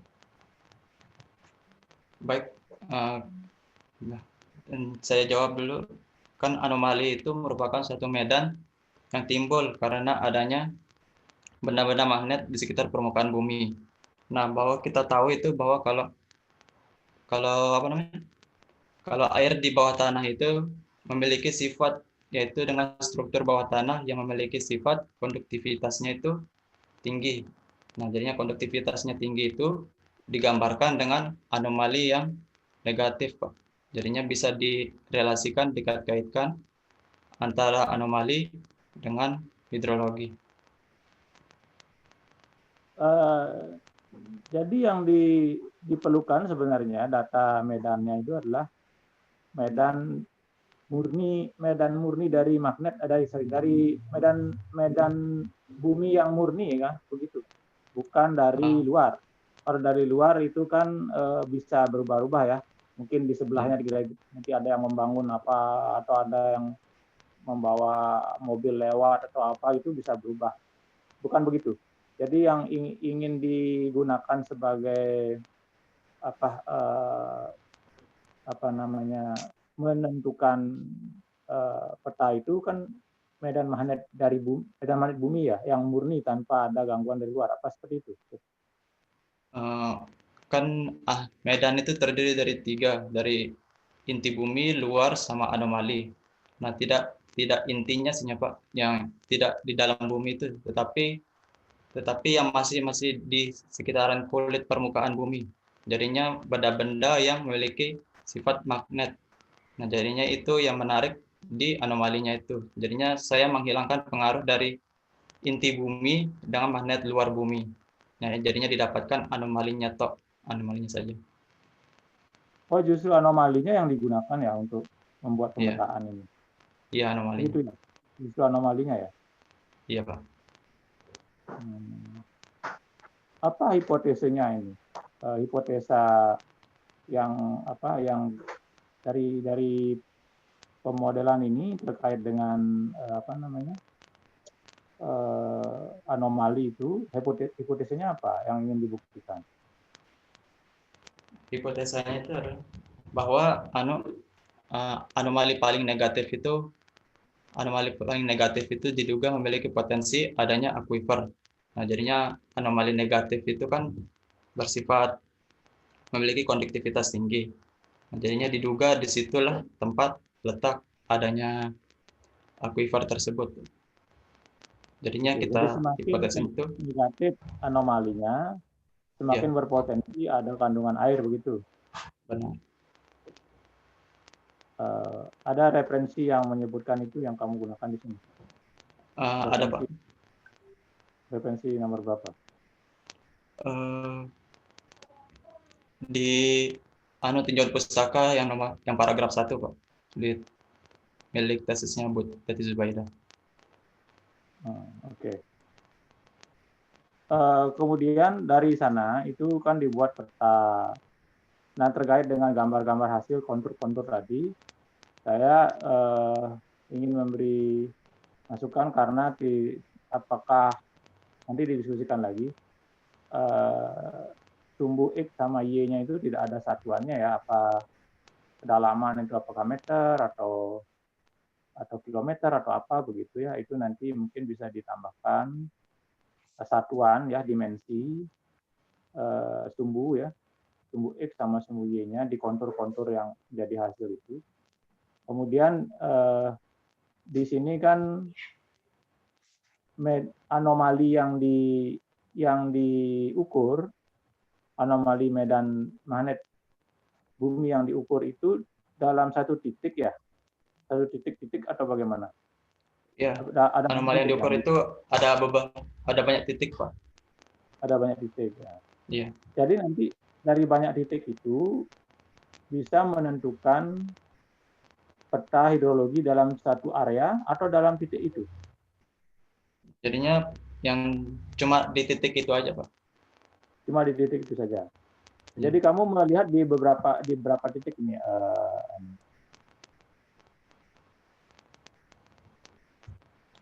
Berapa titik di penelitianmu ini? Nah, ini penelitianmu, datamu ini kamu nyari sendiri atau menggunakan data dari penelitian yang lain? Data sekunder dari penelitian Hasmil Hadi dan UKASYA tahun 2019. Tapi UKASYA mereka tidak sama- sampai pemodelan, Pak. Mereka hanya sampai ke pemetaan saja. Mereka pemetaan, kamu pemodelan gitu. Iya, saya kembangkan sampai ke pemodelan. Apa bedanya pemetaan dengan pemodelan? Kalau pemetaan itu hanya peta 2 dimensinya saja, berarti kita cuma bisa lihat anomali dan dari apa, sumbu apa sih namanya? Coba saya lihat. Nah, yang ini adalah pemetaannya, Pak. Jadinya sumbu X sama, berarti longitude sama latitude-nya aja yang kita bisa lihat di mana letaknya. Tetapi kedalaman dari anomalinya itu kita belum tahu, Pak. Ya, ini yang gambar ini yang saya mau komentari di banyak hasilnya. Ini hasilnya kan juga banyak seperti ini di dalam pembahasanmu ya. Iya, Pak. Ya. Pembahasannya banyak. Ini yang disebut dengan apa tadi? Pemodelan ya. Pemetaan nih, Pak. Pemetaan, ini yang disebut dengan pemetaan ya. Ya, peta kontur dua dimensi. Yang ini kamu tidak buat ya, hanya membandingkan ya, hanya orang lain sudah buat, kamu buat lagi lalu cocokkan itu aja kan? Yang ini. Ya, saya buat kembali. Dibuat artinya dimasukkan ke software lagi kan gitu ya? Ya, hasil olahan saya sendiri. Softwarenya sama enggak? Sama. Software untuk pemetaannya sama. Sama ya, sama si Ya. Hasmil Hadi ini sama ya. Ya. Ya kalau sama, datanya sama kan, nah memang harus sama lah ya. Justru kalau berbeda justru malah. Tapi ada titik berbedanya, Pak, nilai IGRF yang digunakan. Nilai apanya? Dari nilai koreksi IGRF, Pak. Jadi ada variabel yang berbeda. Iya, nilai yang berbeda karena perbedaan versi yang digunakan. Oke, jadi mungkin nanti ini kamu juga jelaskan ini yang saya sebutkan tadi, XY-nya itu satuannya apa ya, itu saya lihat karena saya pakai tab yang tadi laptopnya agak masalah. Kemudian ada warna-warna itu juga ada angka, itu nanotesla ya satuannya ya. Nanotesla, jadi itu dari legend itu ya, itu yang mungkin yang disebut legend ya. Dari legend itu kan bisa dibaca di mana di daerah warna apa menyatakan anomali ini ya. Nanoteslanya ini anomali apa anomalinya? Ini sudah dalam bentuk anomali, Pak. Anomalinya ya. Jadi di sana bisa dilihat anomalinya ya. Anomalinya. Jadi semakin ke atas itu semakin kecil apa semakin besar itu? Dia semakin besar, semakin positif, Pak. Semakin positif. Kalau semakin ke bawah semakin negatif gitu ya. Ya. Nah, kemudian dari ini baru kamu membuat pemetaan begitu. Baru membuat ini pemetaan. Dari di sini filter baru dulu, membuat, Pak. Di filter dulu, ada filternya, baru dilakukan pemodelan. Baru pemodelan ya. Jadi hasilnya coba ditunjukkan pemodelannya.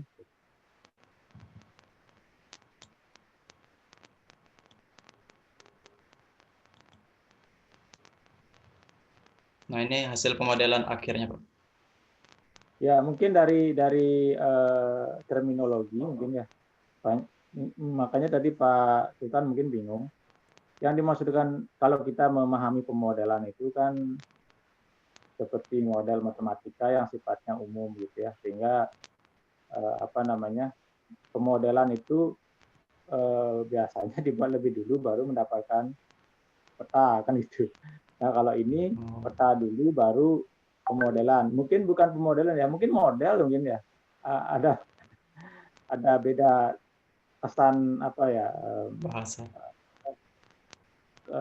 Kesan dari istilah yang digunakan gitu ya. Jadi ini adalah hasil akhir dari model peta hidrologi gitu ya. Peta hidrologi ya. Jadi dari sini kemudian kamu bisa menentukan di kedalaman mana itu ada airnya, begitu ya? Ya Pak. Mungkin begitu. Ya. Nah kalau seperti ini saya nggak bisa lihat yang vertikal ini apa itu? Yang vertikal itu kedalaman ya? Dalam apa Yang ini, meter? Pak? Ya. Yang ini adalah ya kedalaman. Jadinya yang paling dangkal ini di atas, semakin ke bawah semakin dalam. Oh gitu. Dalam meter ya? Ya dalam meter. Ya, jadi mungkin dibuatlah satuannya ya. Kemudian yang vertikal, yang mendatar apa? Kalau yang mendatar ini adalah panjang sayatannya itu Pak, yang 1574,6 meter. Panjang sayatan itu berarti ke gimana ya? Maksudnya panjang sayatan itu? Bisa saya tunjukkan. Ini kan satu titik ya sebenarnya ya, satu titik ya. Sudah semuanya Pak. Kedua lokasi itu saya gabungkan itu. Oh gitu. Ya. Artinya nanti ini peta untuk daerah mana ini? Area berarti ya? Untuk kedua lokasi itu yang Timba Gading sama Sembarun Lawang. Oh gitu. Itu luas panjangnya berapa tuh dari Timba Gading ke Sembarun Lawang itu berapa apa kilometer atau meter? Panjangnya 1574,6 meter Pak. Kalau dihitung dari Google Map. 1,7 kilo ya? Ya, 1,5 kilo. 1,5 kilo. Ya. Jadi coba kembali ke pemodelan tadi, model tadi ya. Berarti ini model yang menyatakan struktur di dalam tanah ya dalam radius 1,5 tadi ya, 1,5 km ya, begitu ya? Iya. Berarti di mana posisi air ini kalau begini, seperti ini. Posisi air di yang mana nih? Saya nggak bisa lihat dengan jelas. Yang mana menyatakan air? Coba dijelaskan. Yang warna biru mungkin atau yang mana? Yang menunjukkan adanya air itu diduga adalah pada body yang pertama Pak, karena batuan pasir. Batuan pasir itu memiliki karakteristik berpori. Yang hijau ya? Yang hijau. Nah, baru kita kepastian keduanya itu kita lihat dari kedua lokasi itu mana yang paling negatif anomalinya. Jadinya untuk jika dilakukan pengeboran maka harus dilakukan yang di area yang paling negatif anomalinya. Karena di kedua lokasi ini kan sama-sama memiliki batuan pasir. Nah, dari saya udah nggak ngomongin anomali lagi nih, sudah sampai di sini. Jadi dari gambar yang kamu tunjukkan ini kan katanya rentangnya 1,7 km ya. Ya. 1,7 km. Kalau nanti ada orang mau mengebor, di mana dia mengebor dan di kedalaman mana dia air itu berada. Bisa memberikan informasi seperti itu ya dari gambar ini? Saya kira bisa Pak, karena sudah kelihatan kan untuk aquifernya itu berada yang paling atas nih Pak, yang berwarna hijau. Yang berwarna hijau. Jadi dari ujung ke ujung ada airnya ya? Iya, tetapi yang dimanapun tepat dibor ada air berarti ya? Enggak juga Pak. Jadinya kita lihat juga nilai anomali yang tadi itu Pak. Sebagai kan dari gambarmu yang kamu bilang yang hijau itu menyatakan aquifer ya, ada airnya berarti gitu kan? Ya berarti dari ujung ke ujung akan ketemu air gitu loh. Cuma jangan terlalu dalam, mungkin kedalamannya berapa itu saya tidak bisa lihat. Asal jangan lewat kedalaman itu. Kalau lewat justru ketemu yang merah. Yang merah itu apa? Apa ini? Batuan beku Pak. Batuan beku ya. Jangan sampai lewat yang merah, apalagi di bawahnya lagi kan gitu. Jadi dimanapun ngebor itu udah ada air berarti kan. Berarti di bawah seperti sungai ya. Apa seperti itu? Kayak ada endapan-endapan, Pak. Kalau yang biru itu apa? Yang biru? Ya? Kalau yang biru itu metamorf sih, Pak. Jadinya tidak bersifat aquifer. Halo, Pak Wahyu. Iya, Bu. Boleh sebentar, Pak, menyala. Taufik, jadi kamu coba jelasin ke Pak Wahyu. Itu kan ada profil ya, panjangnya 1,7 meter, 1,7 kilo ya, dari kiri ke kanan Ya. itu. Ya nggak semuanya terus kamu bilang berpotensi air gitu dong. Kalau gitu sama aja ya, kita nggak usah melakukan penelitian kalau seperti itu. Kamu harus menyatakan mana yang lebih berpotensi di antara seluruh sepanjang itu. Kecenderungan yang mana dari model yang kamu hasilkan. Bisa enggak kamu tunjukkan pakai kursor gitu? Di mana sih? Gitu loh. Bagian mana dari Jadinya mestinya ya. kanan, tengah, mana? Atas, bawah, mana? jadinya Tunjukkan. untuk lokasi yang paling berpotensi itu bagian sini, Pak. Mengapa bagian sini? Karena di sini coba kita lihat di anomalinya itu kan di sini dan negatif nih, Pak. Nah, jadinya paling berpotensi itu yang paling negatif, dan juga dilihat bahwa di situ juga ada batuan pasir yang dimana itu ya berrelasi dengan adanya aquifer. Nah, jadinya yang di sini ini sebenarnya data kosong di sini, Pak. Jadinya kita belum bisa mengetahui benar apa tidak adanya batuan pasir itu. Batuan pasirnya itu mana yang lebih tebal lapisannya? Kiri apa kanan? Dari model. Nah, jadinya juga ya batuan pasir ini yang lebih tebal itu di sini, Pak, di sebelah kanan. Yang ini merupakan data dari tim Bagading. Ya, itu maksudnya cara menjelaskan Pak Wahyunya supaya beliau ngerti modelmu ini, gitu ya. Baik. Jangan disuruh lagi Pak Wahyu lihat yang mana yang lebih negatif gitu. Kan kamu diuji nih. Kamu yang menjelaskan ya. Ini loh Pak, ini yang saya masuk lebih negatif di sini. Misalnya seperti itu. Oke ya. Itu Pak Wahyu, mohon maaf Pak. Saya ikut nimbrung. Ya, terima kasih penjelasannya. Ya, baik. Jadi nanti coba model-model yang lain, gambar-gambar hasil yang lain itu ada banyak saya lihat di laporannya itu. Itu maksudnya apa? Apa perbedaannya dengan gambar-gambar yang lain? Itu ada 3 kalau nggak salah ya di hasil itu di bab 4. Yang mana, Pak? Di bab 4 itu ada gambar-gambar yang sama mirip seperti ini tapi berbeda-beda gitu. Apa itu bedanya? Coba di laporanmu mungkin seperti ini. Gitu ya. Ini merupakan alur dari atau tahap-tahap dari pemodelan yang saya lakukan, Pak. Nah, jadinya pada tahap awal ini Ya, itu berarti hasil akhirnya yang tadi itu ya hasil akhirnya ya. Ya, yang ini hasil akhirnya, Pak. Nah, jadinya tahap awal ini bentuk bodinya itu masih kasar atau baku. Nah, jadinya masih belum sesuai dengan keadaan di alamnya. Baru terus nilai suseptibilitasnya itu masih persis dengan data di stratigrafinya, Pak. Belum ada yang dirubah-rubah untuk mendekati nilai kurvanya. Ini menggunakan software apa? Menggunakan software apa? Pak. Max2DC ya. Ya, jadi mungkin ini nanti kamu harus paham banget bagaimana program itu bisa menghasilkan gambar ini ya. Mungkin tidak saya tanyakan sekarang karena kita sekarang hanya melihat hasil, apakah hasilnya sudah sesuai atau sudah cukup untuk bisa dilanjutkan atau tidak. Nanti kalau di dalam ujian mungkin pertanyaan-pertanyaannya bisa lebih dasar lagi ya. Tapi satu lagi pertanyaan mungkin yang bisa dilihat dari sini. Ini namanya pemodelan dengan menggunakan data medan magnet ya. Apalagi tadi anomali dan seterusnya. Dari situ kemudian diolah oleh software baru menghasilkan ini, kan begitu ya?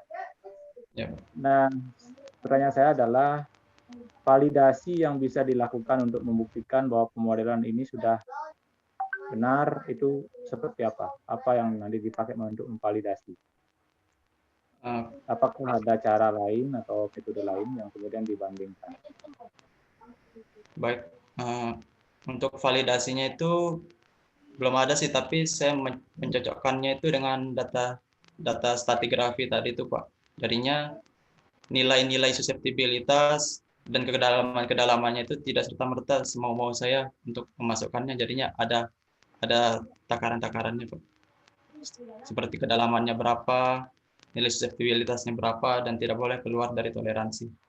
Misalnya jika harus dirubah. Artinya belum ada ya. Artinya saya mungkin kamu ada baca referensi atau apa, atau mungkin ada cara lain kalau menentukan posisi air itu di sipil itu kan ada lab apa itu yang pakai sonder itu ya. Itu kalau itu katanya sih bisa menentukan kedalaman dan posisi air di mana gitu ya. Apakah hasil dari ini juga nanti akan seperti itu ya? Rekomendasinya bahwa dari daerah 1,7 km yang dievaluasi berdasarkan nilai magnet, lalu kamu kemudian bisa menentukan bahwa kalau mau mengebor tuh di sini posisi airnya pada kedalaman sekian. Apakah seperti itu? Atau tidak? Ya, harusnya jika kita melihat ke hasil pemodelannya itu bisa kita tentukan seperti itu Pak. Tetapi itu ya? tidak sepanjang 1,7 km itu. Berarti karena data-data yang kita miliki ada yang berada di ujung-ujung ini saja Pak. Nah, makanya itu kalau datanya itu hanya ada di ujung-ujung, lalu di tengah-tengah itu kamu mendapatkan hasil itu seperti apa caranya? Saya dapat dari hasil pada peta kontur anomali 2 dimensi itu Pak. Jadinya di situ ada pendekatan interpolasi di sana. Jadinya untuk menyamakan bagaimana bentuknya supaya tidak terlalu jauh beda anomali antara ujung kiri dengan ujung kanan. Dengan jarak yang sepanjang itu, saya pikir apa ya? Jadi kalau coba dari hasil, balik lagi hasil ya. Kalau dari hasil itu kan hasilnya seperti itu. Dari situ hasil ini menyatakan bahwa antara ujung satu dan ujung yang lain itu sudah mendapatkan hasil seperti ini, ya. Tentu dengan proses tadi disebutkan interpolasi dari kontur tadi dan sebagainya. Perkiraan saya ini data ini atau hasil ini hanya valid di ujung dan ujung ya. Kalau saya orang awam yang melihat hanya dari ujung ke ujung. Sementaranya itu, Pak. Sementaranya dengan ujung di ujung. Ada yang paling valid hanya sekitaran ujung dan ujung. Ya, antara ujung dan ujung. Makanya di antara 1,7 km itu menurut saya sih akan sangat bias kalau kemudian dibuat peta yang sepanjang ini. Karena tadi juga sudah disebutkan bahwa akan memerlukan data yang lebih banyak lagi untuk bisa menentukan peta yang ditampilkan ini. Jadi kalau hanya ujung dan ujung sekitar ujung dan ujung yang valid, lalu keluar gambar ini, maka katakanlah di tengah-tengahnya dan sekitar di tengah-tengahnya itu menjadi sangat tidak valid, kan begitu ininya. Maka dari itu mungkin ini masukan saya ya, apakah tidak bisa gambarnya ini dibuat lebih kecil areanya supaya bisa lebih valid. Apakah ini bisa dijadikan 2 gambar misalnya di ujung dan sekitarnya, di ujung kiri dan sekitarnya, lalu di ujung kanan dan sekitarnya, sehingga tentu memberikan informasi yang lebih valid. Jadi kalau yang di tengah-tengah itu adalah interpolasi yang dimana teknik interpolasinya ini kan menentukan struktur di bawah ya, tidak menginterpolasi sebuah grafik, 2 buah grafik dan titik-titik lalu di antara titik itu diinterpolasikan, kan tidak sesederhana itu. Jadi tentu parameter yang melibatkan untuk mendapatkan gambar di tengah itu kan tentu lebih banyak lagi. Maka dari itu mungkin saya menyarankan kalau misalnya gambar ini validnya hanya di ujung-ujung dan sekitarnya, apakah bisa dijadikan 2 gambar atau bagaimana? Ini saran saja sih ya. Jadi sehingga bisa memberikan informasi yang lebih akurat terhadap kondisi hidrologi di dalam tanah. Itu aja. Mungkin itu pertanyaan dan masukan dari saya. Saya pikir cukup. Nanti sudah saya bisa menilai apakah ini bisa dilanjutkan atau tidak. Oke, terima kasih banyak Pak Wahyu dan penguji yang lain. Ini juga berhubung karena waktu sudah melebihi ya dari jadwal yang ditentukan. Namun sebelum kita akhiri seminar ini, kita harus sama-sama menyimpulkan untuk kelayakan dari tugas akhir ini dimajukan untuk ujian akhir. Jadi sebelum ini saya akan bertanya dulu barangkali ya secara lisan aja, nanti kalau untuk berita acara dan sebagainya bisa kita susulkan lewat WA Group. Itu bagaimana mungkin dari Bu Ros terlebih dahulu untuk layak dan tidaknya. Sudah masukin Bu. Mohon maaf ya belum sempat ngecek ini. Sudah layak nih. Layak dengan catatan. Dengan catatan Pak Sultan. Sultan juga sudah masuk tadi saya lihat. Nah, di sini Pak Sultan layak dengan catatan juga ya, dengan revisinya sudah ada di sini. Kemudian Pak Wahyu belum mengirim, mungkin bisa lisan dulu Pak Wahyu. Ya, saya lihat sudah banyak hasil yang ditampilkan, jadi saya pikir ini sudah layak ya. Tapi tadi ada masukan-masukan baik mengenai format, penulisan dan sebagainya. Ya, jadi saya menganggap ini layak dengan catatan ya. Layak dengan catatan. Ya. Jadi harus diperhatikan kembali revisi-revisinya ya untuk dimajukan nanti di ujian akhir. Baik, kemudian sebelum saya tutup juga Bu Seniari barangkali akan menambahkan Bu sebagai pembimbing kedua. Silakan Bu. Ya, baik Bu Teti, terima kasih atas waktunya ya. Saya singkat aja. Saya dari tadi sudah mengikuti dari apa yang menjadi saran dari dosen penguji. Saya cuma menambahkan di sini bahwa untuk dari masukan Pak Wahyu itu kan sudah tadi ada ya usul dari Pak Wahyu untuk gambar lebih dipersempit supaya interpolasi yang di tengah-tengah itu lebih menjamin keakuratannya. Yang usul saya itu adalah bila perlu misalnya seperti gambar 4.10 dan gambar-gambar yang lain itu ada peta kontur anomali timba gading. Jadi menurut saya itu bila perlu diisilah atau dilengkapi dengan posisi garis lintang utara, lintang selatan, bujur barat, bujur timurnya. Jadi lebih jelas karena dengan hanya timba gading gitu saja misalnya para investor kalau kita tawarkan seperti ini dia masih akan meraba-raba di mana posisinya gitu. Jadi dengan adanya garis lintang utara, selatan, bujur barat, bujur timur itu nanti akan lebih jelas di mana posisi daripada penelitian yang dilaksanakan. Itu aja dari saya Bu. Terima kasih. Iya, jadi mungkin tadi ya sama dengan Pak Wahyu untuk peta ini sebenarnya sudah ada ya Bu informasi lokasinya, hanya saja tidak familiar ya barangkali untuk kebanyakan orang karena ini dalam koordinat UTM ya, jadi dalam koordinat EKY. Lebih baik mungkin memang diubah ke dalam koordinat tadi ya, lintang subur, gitu yang lebih dikenal oleh umum lah ya, seperti kata Bu sendiri investor tadi. Ya mudah-mudahan ada ya, investor ya. Itu udah bukan artinya kita dari sini sudah mendapat gini pengamatan penelitian. Jadi kalau tadi disarankan oleh Safik itu untuk melakukan penelitian di tempat-tempat lain yang mana kan gitu. Artinya ada beberapa poin-poin atau titik-titik penting yang belum tersentuh oleh penelitian itu tersebut. Ya, terima kasih Bu Teti. Sama-sama Bu Seniari.